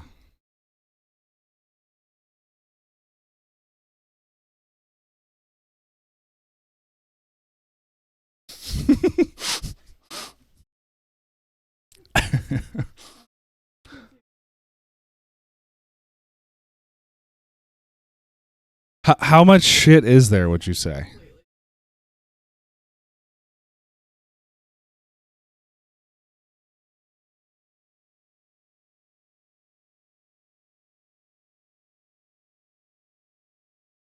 That sounds like a whole.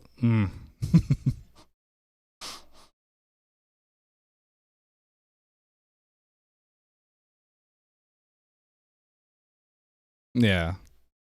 Yeah, it's just cool to see what how consoles did things differently, and also I think game to game too, depending on. But well, we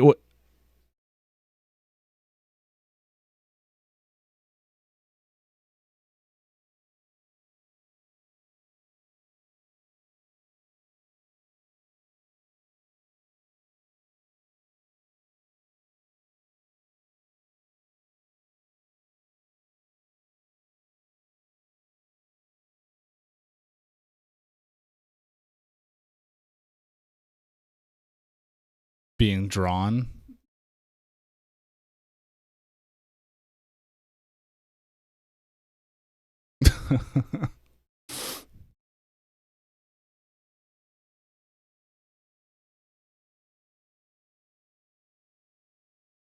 That'd be cool to see. Have you thought about making a TikTok? I'm actually thinking about doing shorts for YouTube via TikTok, doing stuff like analog video education stuff. So if you're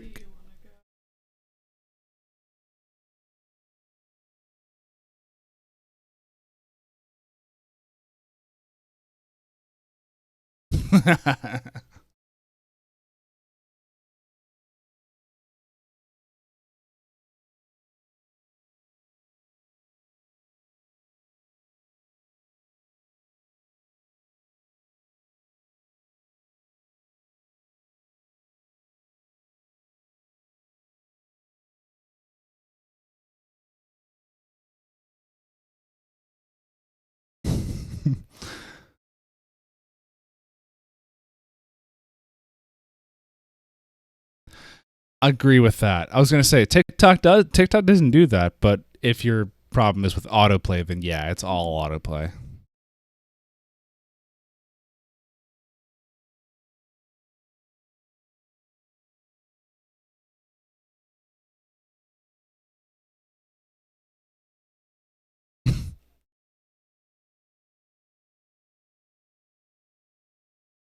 Oh yes, you can.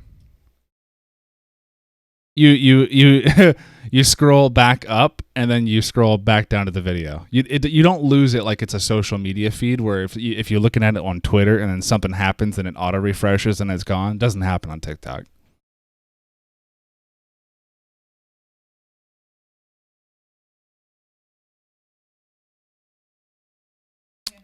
That's why, yeah. TikTok's website sucks. It's just like Instagram. It's terrible. Yeah.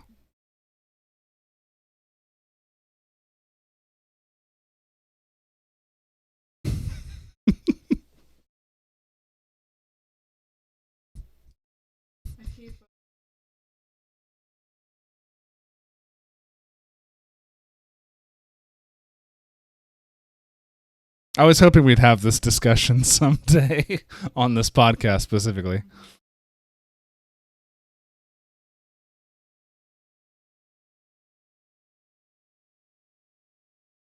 Smart TV then.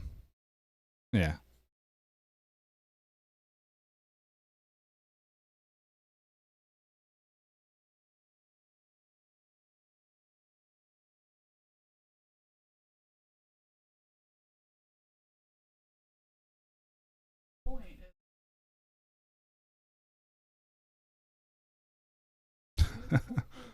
God, like Netflix, it drives me crazy, especially when it blasts you with the volume and everything. Yeah, that's pretty bad. Um, yeah, it's TikTok is one of those things that you just have to be on your phone for. Unfortunately, well, anyway, I was just gonna say, follow me on TikTok if you're interested in the weird, obscure analog video topics we're talking right now.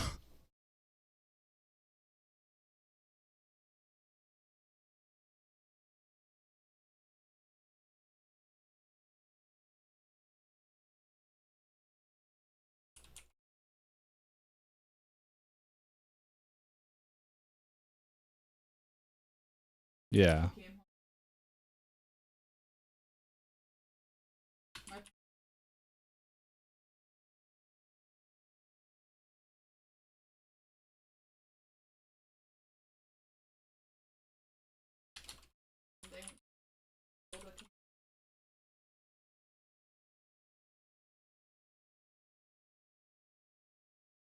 Ugh.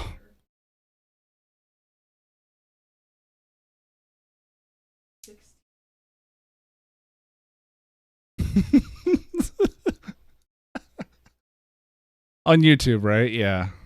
Yeah. I've had that too. I don't use the watch later function because of that. Because I know it'll just happen one day without me knowing. Coincidentally, the one place where I wish I didn't have the issue that I have everywhere else with Netflix. Are you still watching? Man, fuck off. Of course I'm still watching. On YouTube, who the fuck knows if I'm watching, to be honest. That's just the nature of YouTube. People watch it while they do other stuff because they want to listen to it or what have you, et cetera, et cetera. But so I was damn, we went off topic here. Anyways, CRTs are inconvenient and they're going to suck more and more to own over time.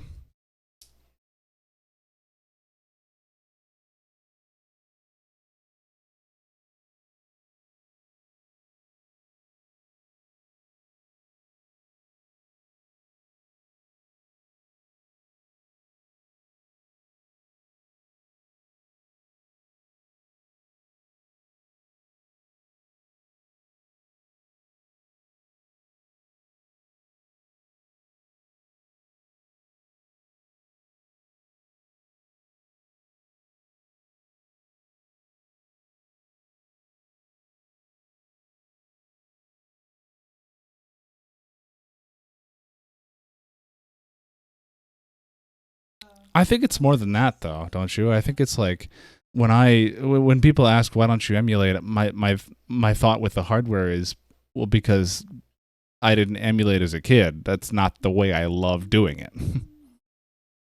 Yeah.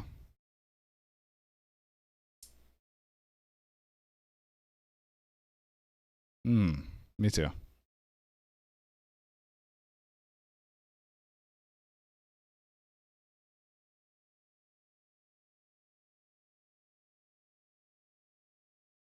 The ball bearings on the inner disc ring when you snap that disc on is to die for. Do you just the button? It's the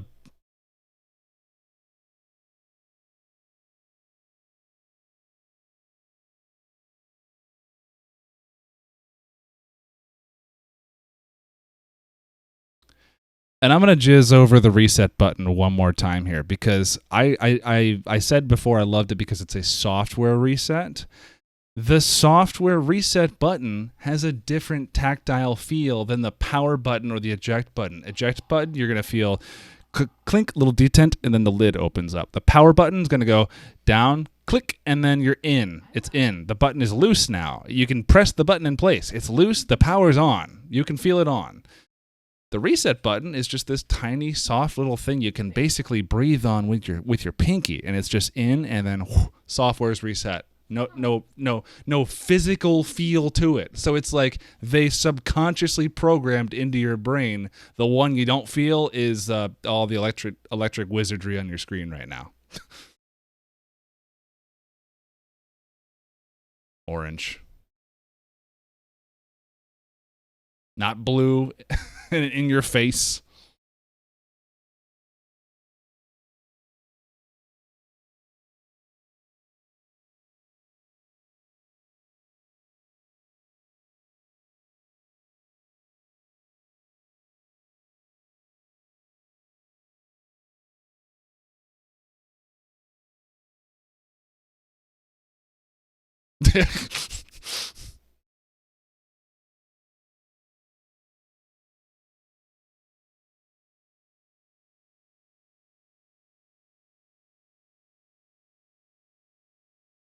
Same. Well, I haven't done an RGB mod yet, but I want to.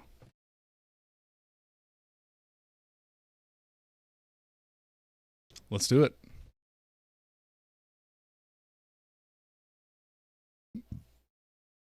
Mm-hmm.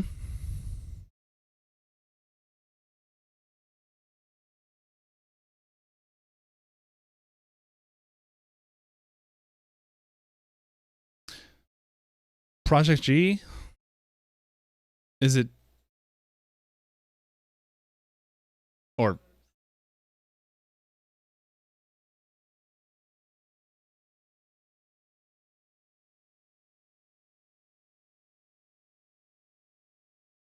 so I don't think there was so much of a distinguishment between different kinds of netcodes before. We call it rollback because what happens is I'm not the best at explaining this, but I guess it's easier to first explain the other kind of netcode that's existed for a long time called delay-based netcode, which means, okay, my connection is this fast, their connection is this fast. All the inputs will be input, and they will be read at the time of input and then processed and then output once the times are synced in with each other on each player's connection. So basically, if you have a slightly lower quality connection, you will, depending on the kind of netcode, like early on, like you'd see like people teleporting around a map in a first-person shooter game, that kind of thing. They're delaying, so the server's catching up with the server data that it is giving and giving it to you in real time, but you can see chunks where it's just missing, which makes the person teleport. In delay-based netcode for fighting games, when there is lag to catch up to with the inputs of the other player, the game stops. It freezes. The frames just and then like Yeah. Yeah. So rollback netcode, if in my uninformed an uninformed explanation, I would say is instead of waiting for the connection of the opponent to catch up, it has a way of interpreting just the inputs, I think, that were put in at a certain time, and instead of just like maybe reading all of the game data at once, God, I'm gonna butcher this, I'm sure I'm wrong about this, but like it reads just the inputs, and then when an event happens where you can tell something clearly lagged, the game actually rolls you back a couple milliseconds or a couple frames. Usually, in the best frames, the best rollback frames you can get is like between 1 to 2 frames. And when I say frames, I'm talking about like, you know, traditional frames, like 1/1/60th of a second is one frame, which I believe is 17 milliseconds, like we said earlier. So, you know, 1 to 2 frames, or like Fightcade will do, you can set it to be automatic and it adjusts. So like there's some games where it's like, hey, you wanna play like that fucking Guilty Gear, I think, does this, where it's like I'll set my rollback frames to 2, and you can set yours to 5 because you're much farther away from me, so you're gonna need a little bit more of a handicap. But if I don't set mine to 5, then we're gonna be at a weird disadvantage, I want to say, or the gameplay will get weird and kind of even exhibit delay, I think, if I want to say.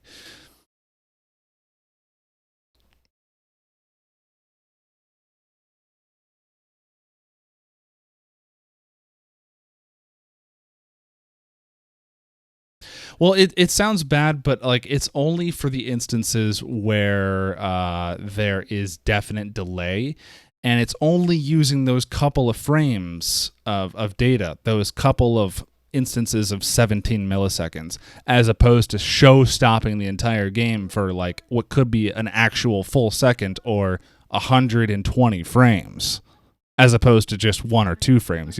So in a fighting game where it's high action, even though you'll still experience a little bit of lag here and there, it's not going to be nowhere near as game breaking and in action breaking, and it's going to throw you off your rhythm and all that sort of thing. It's just much, much better and faster. It keeps the fast pace of the game still going. Yeah. Mm-hmm.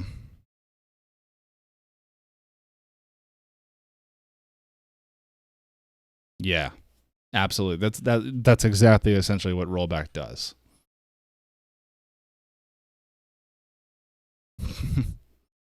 So, I guess a reason to not own a CRT is you're future proofed. If you don't mind an upscaler, if you try one and you like it and you think you're fine without a CRT, you're probably going to be saving more money in the long run, more hassle. You can rearrange your living room a lot more freely.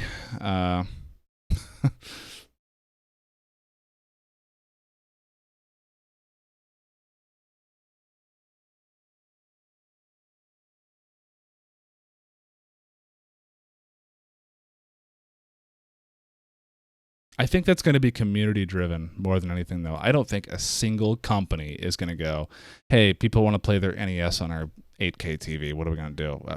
Fuck them. We make too much money to worry about them.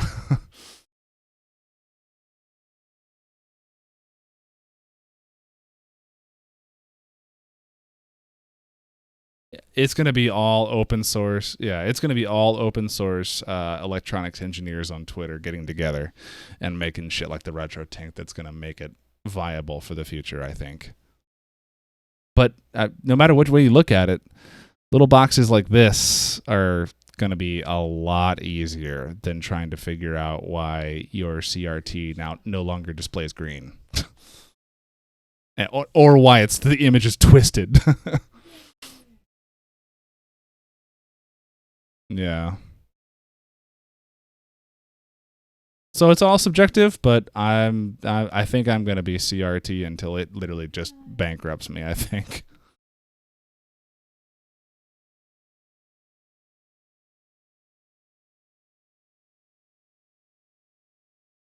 Me too.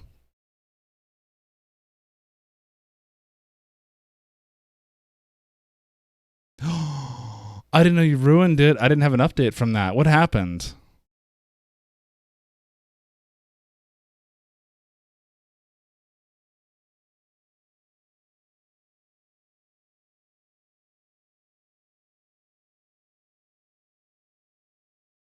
Wait, why'd you have to disassemble the tube? Oh.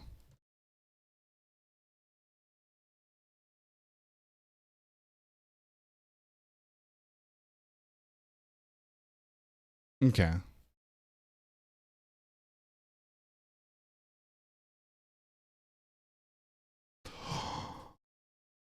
Oh.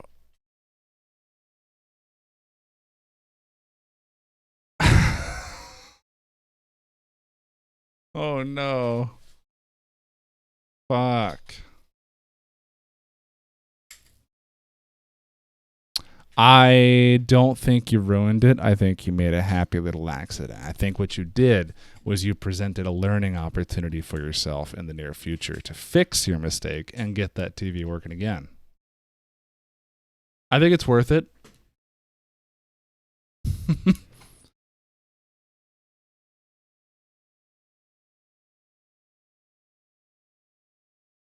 Oh, outside of fighting games, I played Beavis and Butthead. Genesis, yeah. I was dicking around. Yep.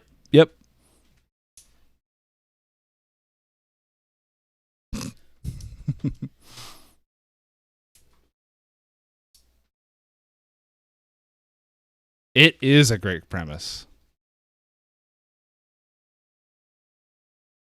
It's not.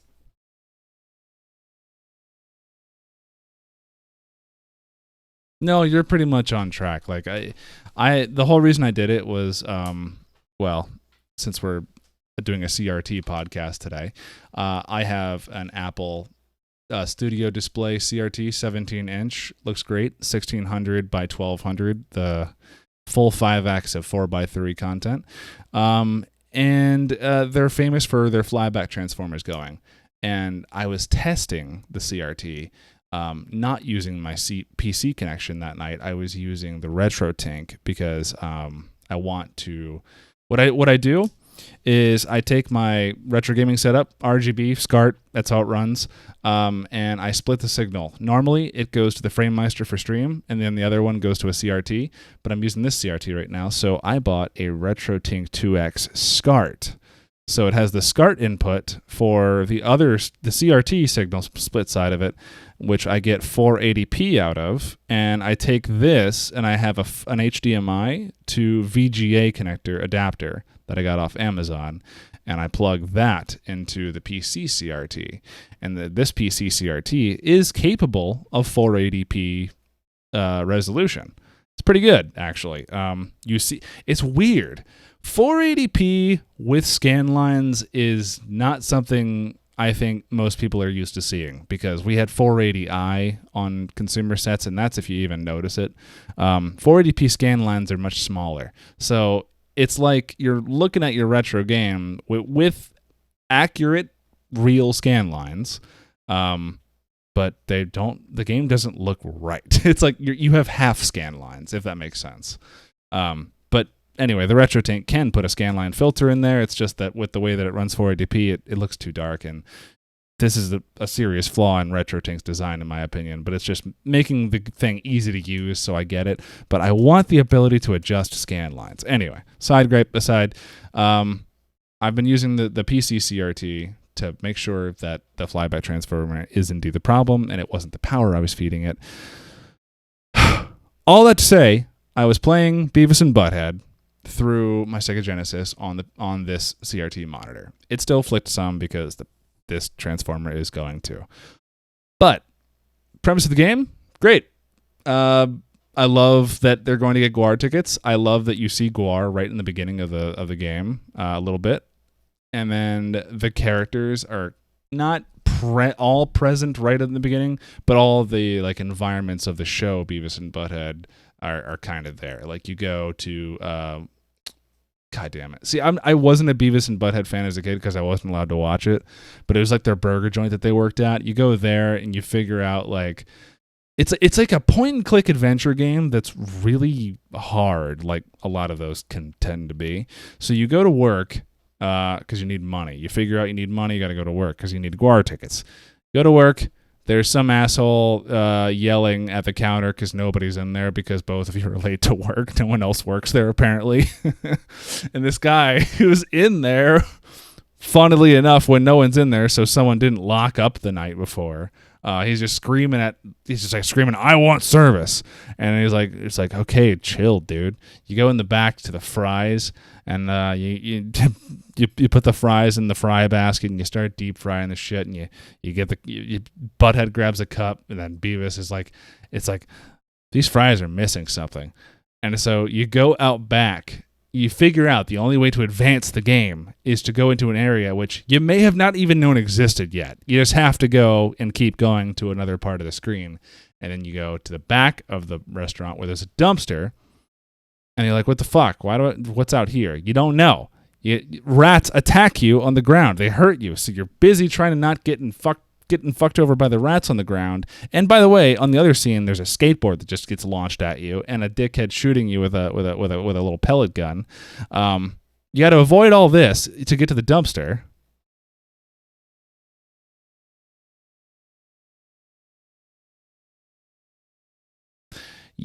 Exactly. It has the challenges and puzzle solving of a point and click with like beat 'em up controls. Yeah. So you go to the dumpster, and then you find out if you look really closely, there's a dead rat in the dumpster, not the live rats attacking you.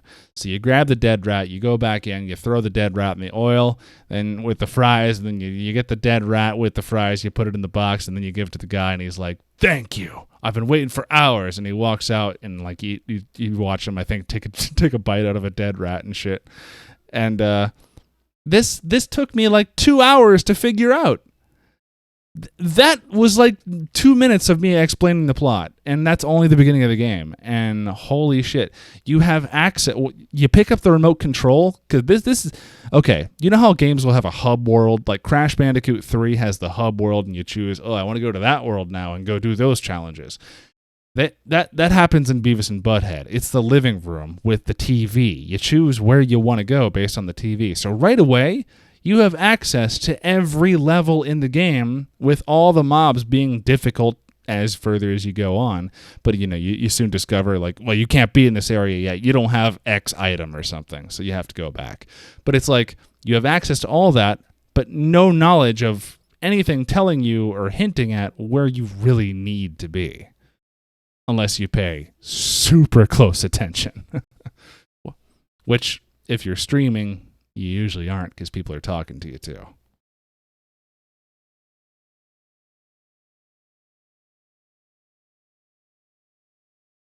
Yeah.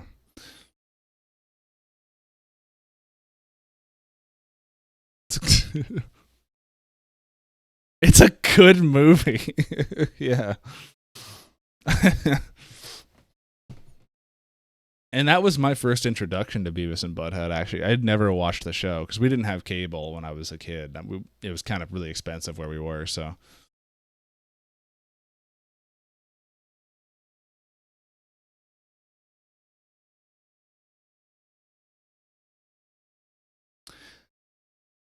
My mom was just weird. Like, she was like, no, you cannot watch Beavis and Butthead. But, like, she would say that at the same point in the time when we would be going to Hollywood Video before Blockbuster to rent, and she let me rent, and this is my introduction to this. She let me rent the tapes of the different seasons of South Park, and I thought that was like mind-blowingly funny at 8 years old. Way inappropriate for an 8-year-old to watch, and of course, like a lot of the humor went over my head. But even as an 8-year-old kid, this shit was still funny as fuck. But no Beavis and Butthead.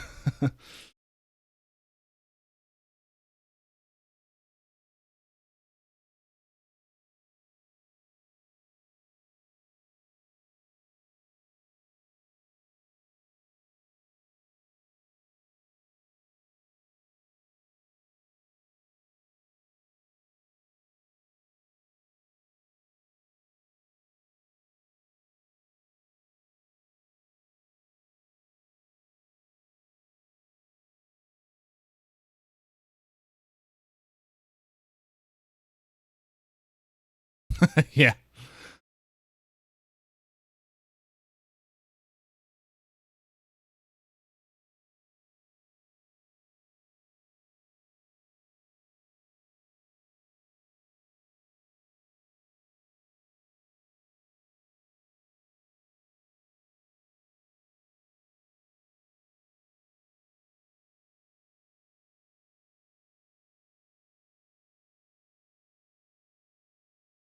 I think it's just Mike Judge. Mike Judge is just fucking. He's so talented when it comes to comedy.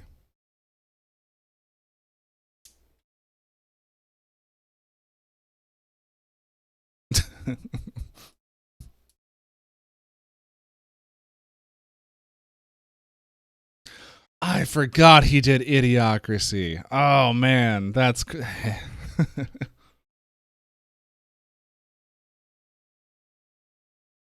Yeah,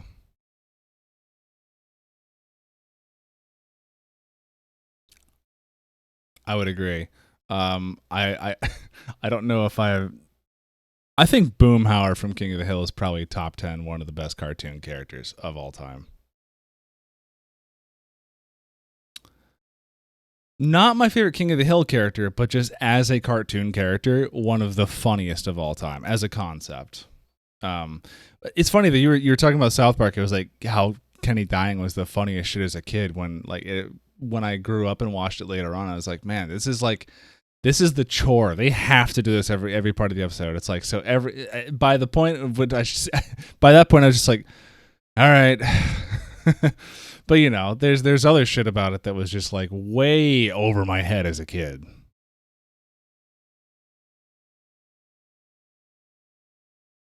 Yeah.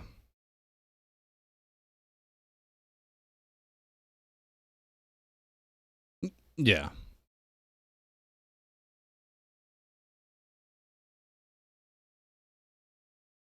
I find so many cartoons just so much better and so much funnier as an adult, by the way. Is that the same with you? Like I love cartoons more as an adult now than ever. Yeah, me either.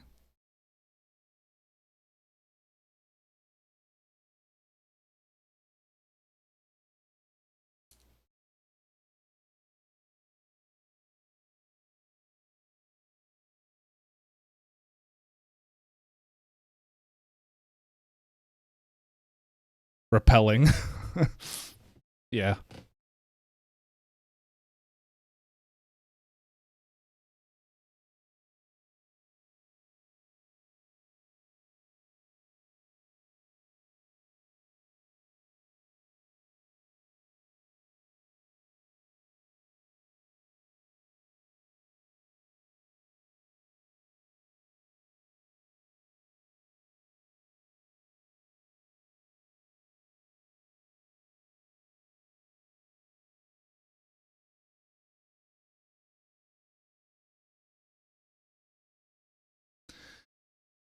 Yeah, it's there's definitely like when I was a kid, I just didn't get it. Like kind of like what you're saying. It's like I felt like it was like this was the show for the kids that called themselves rednecks, or like you know the 40-year-old dad who just works a blue collar job. That's his show, and it's like you know I wasn't really the target audience of that at the time. So it didn't really get to me. But like now, as I see it as an adult, there's just so much overhead like there's so much like stuff being commented about without being said in that show. Even just little musical cues will push you to a mood that you may not have expected to be in with a scene that's they're exactly writing up. Yeah, that too.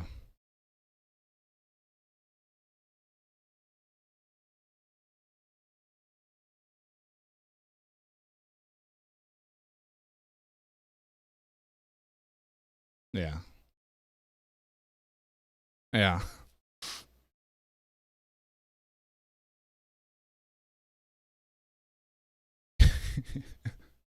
yeah. I think what there was I think there was one cartoon character in King of the Hill. I don't think it was Hank, but they someone copied the joke about when that Jeff Sessions character was still in office trying to make like weed illegal or something like. So I think the Onion made an article is like someone attempted suicide by lighting up a joint or something. I'm pretty sure that came from King of the Hill, where I think it was Hank. No, not Hank. It was. Fuck, it actually might have been Mr. Anderson. Is that his name? Which is from Beavis and Butthead, who the voice of Hank Hill is actually based off of. Might have been him, actually. I don't know. That's a funny fucking character, by the way, because he's proto Hank Hill. And you can see so much Hank Hill in him, but there's so much more that's just like, you could tell this guy is just trying to fight to be normal, but he got picked on real bad as a kid or something like that. And like, he's still just completely oblivious to everything going on. And I mean, like, how do you explain a character who says like, "You them boys what been whacking in my tool shed" or some shit like, "Well, you been jacking off in my tool shed?" Dude, I can see why my mom didn't want me to watch that show, but yeah, the game though is like, ugh. I don't know about, is Super Nintendo different? Was it a different version on Super Nintendo?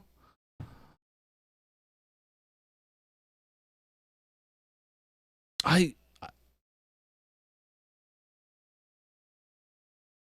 want to say there's a couple franchises that like were made as completely different games for the same title. Like Jurassic Park on Sega Genesis is different than Jurassic Park on Super Nintendo, is different than Jurassic Park on Game Boy.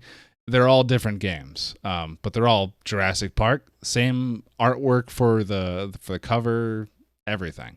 I didn't think fucking son of a bitch. The game I was just talking about fell into that category. Beavis and Butthead, yeah. I did, because you said you mentioned like is that the one where they're getting Guar tickets? I assume there's more than one Beavis and Butthead, but I didn't know if you meant it was like a different version.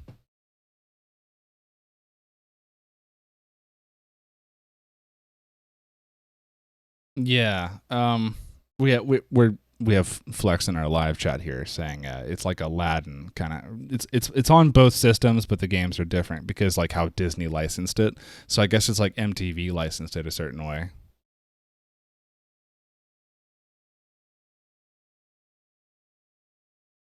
Oh yeah, I've seen that.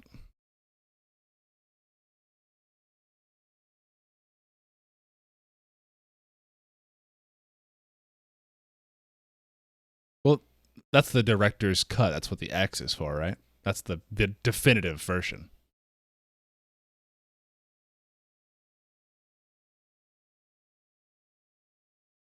Do you know how Sonic Adventure became Sonic Adventure DX on GameCube? I'm pretty sure it's the same similar situation because Code Veronica was Dreamcast. Yeah.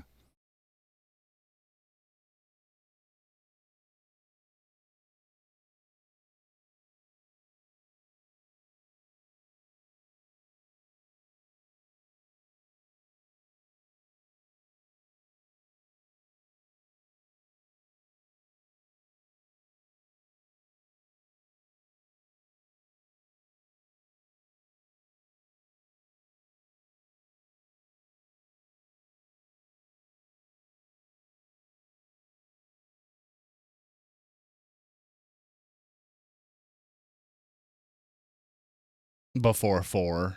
Yeah.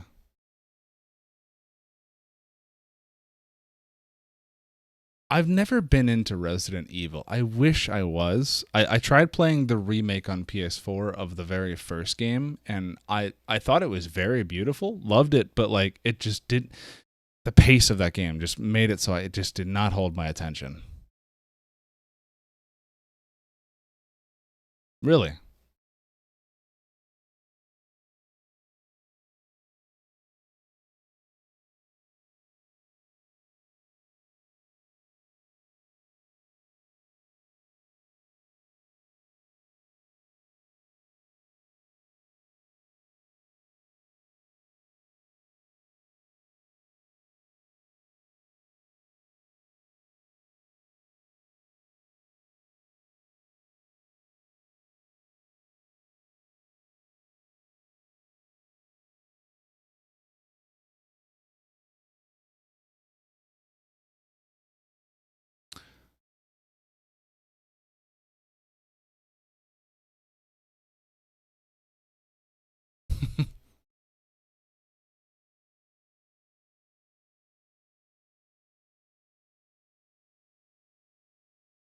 I've heard that.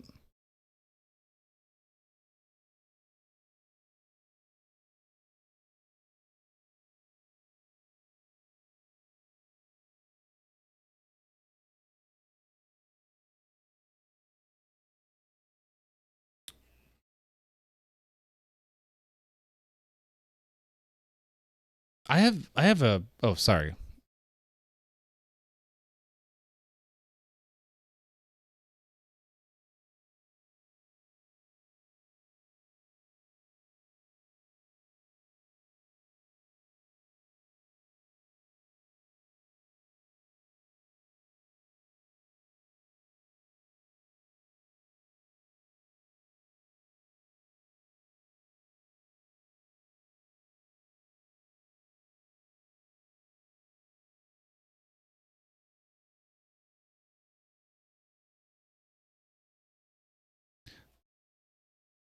Yeah, because with the PS1, you're if they were textured backgrounds, they'd be all jittery like the PS1 does. Yeah. Hmm.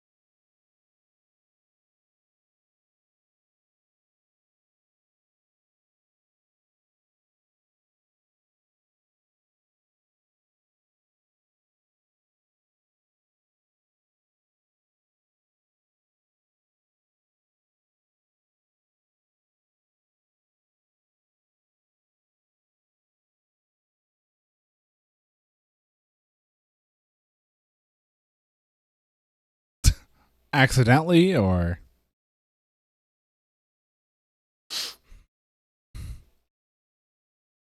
it's probably just Capcom.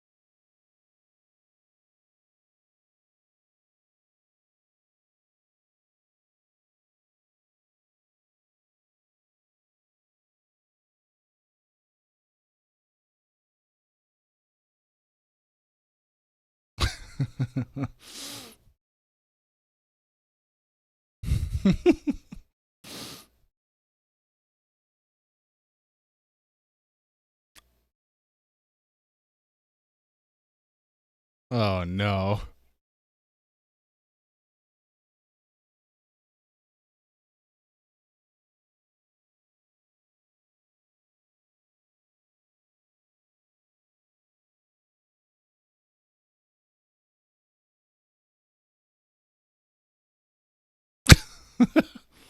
What? What's nice?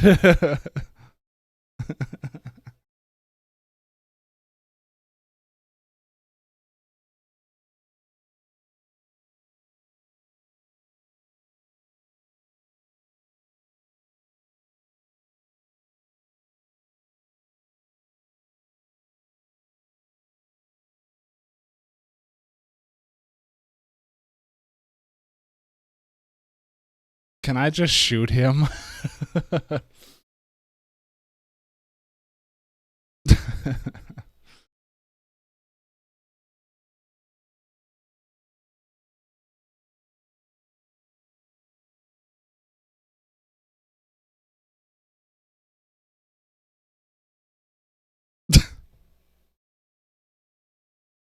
uh Generic elegant rich person voice 002.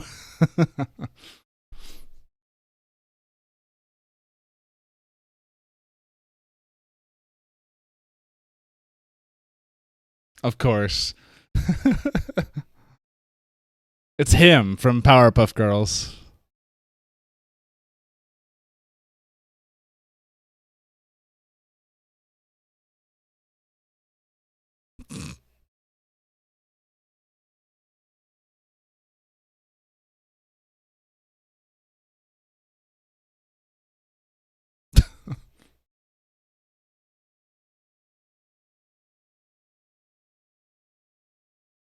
Hey, he said Dragon Punch. Just had to call it out.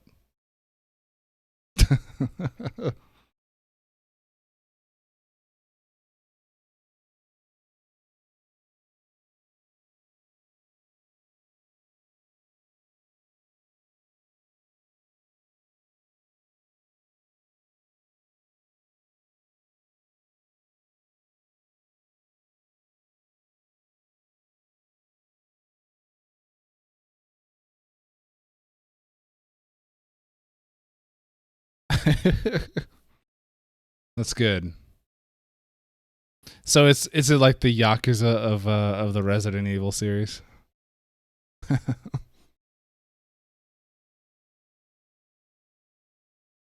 That's good. My thing is with Resident Evil is like is every game like a different universe? I don't think it is. I think it all ties in with each other. Like and then there's the movies that looked like they weren't too good. I just the whole Resident Evil thing, everything I've ever seen about it just hasn't interested me anywhere near as much as like Konami's offering like Silent Hill. Like I love the Silent Hill movies, even though they're not great movies. The first one's the best of all of them, of course, but that was the one with the biggest budget. But I genuinely love the story and environment and everything of Silent Hill. Um, but like, I think the games kind of like half tie into it. They introduce more characters and explain why they're at Silent Hill and all this sort of stuff. And like the just all in all, it seems way scarier to me and just like a cooler universe. So unfortunately, the fucking price of Silent Hill games is out the fucking wazoo too. Mm.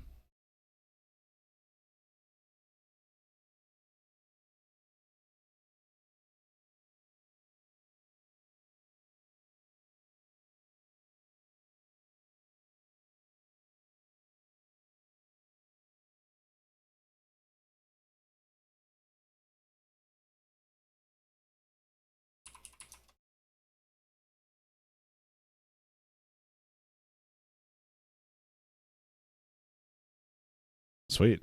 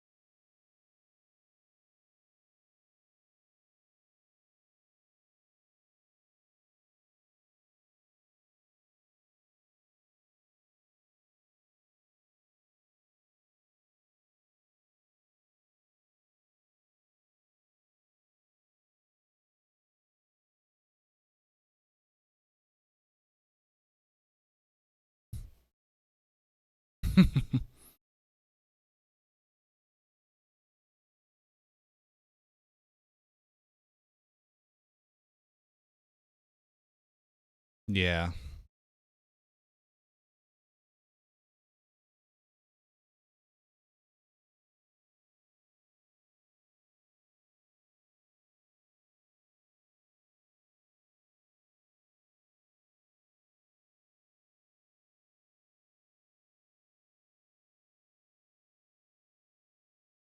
Yeah, I struggle to think of anything from Capcom I actually really like that isn't a fighting game. Or a beat 'em up like Final Fight. I don't know if I like Final Fight yet. I need to play it. I know I love playing as Hagar. I'm not sure how you pronounce it, but he's a fun character. But yeah, besides fighting games, yeah, I don't know if there's anything. I've never been able to get into Mega Man. When I was a kid, I was in daycare. They had Mega Man on Super Nintendo and NES, but they weren't like the daycare's games, and I was never allowed to play them. They looked okay. And then when I got an NES for the first time, like 2 or 3 years ago, and I tried Mega Man 2, I sat there on my CRT, by the way, loving every second of it, of losing for like a 30-minute streak of not even being able to get past like the third screen. Like I was so bad at the platforming that I was just falling off, and it's like I can't be this bad at video games. There's no way. And it turns out that Mega Man was just super hard. So it never got a it never got a hook into me like that.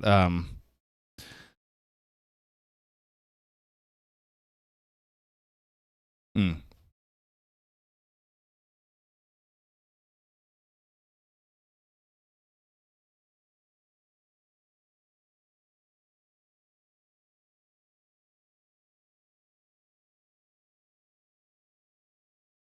yeah.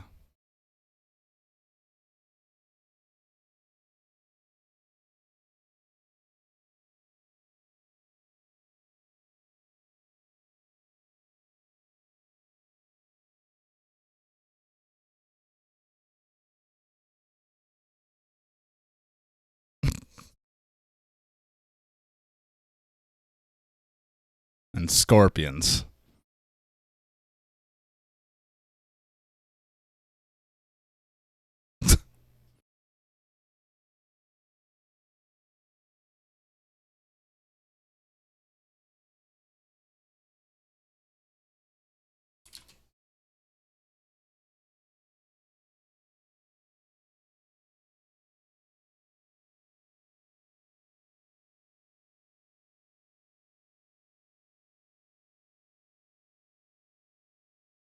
Yeah. Yeah, fun ass games. All right, so if you guys would love to talk about CRT stuff, we would love to hear about it in the comments below. If you're watching on YouTube or if you are listening to us, just continue being awesome, I guess, on Spotify or Apple Podcasts, or if you're just listening from a direct RSS feed. We appreciate y'all tuning in. CRTs, they rule. They also suck, but they rule too, and they're worth it. Catch you guys later.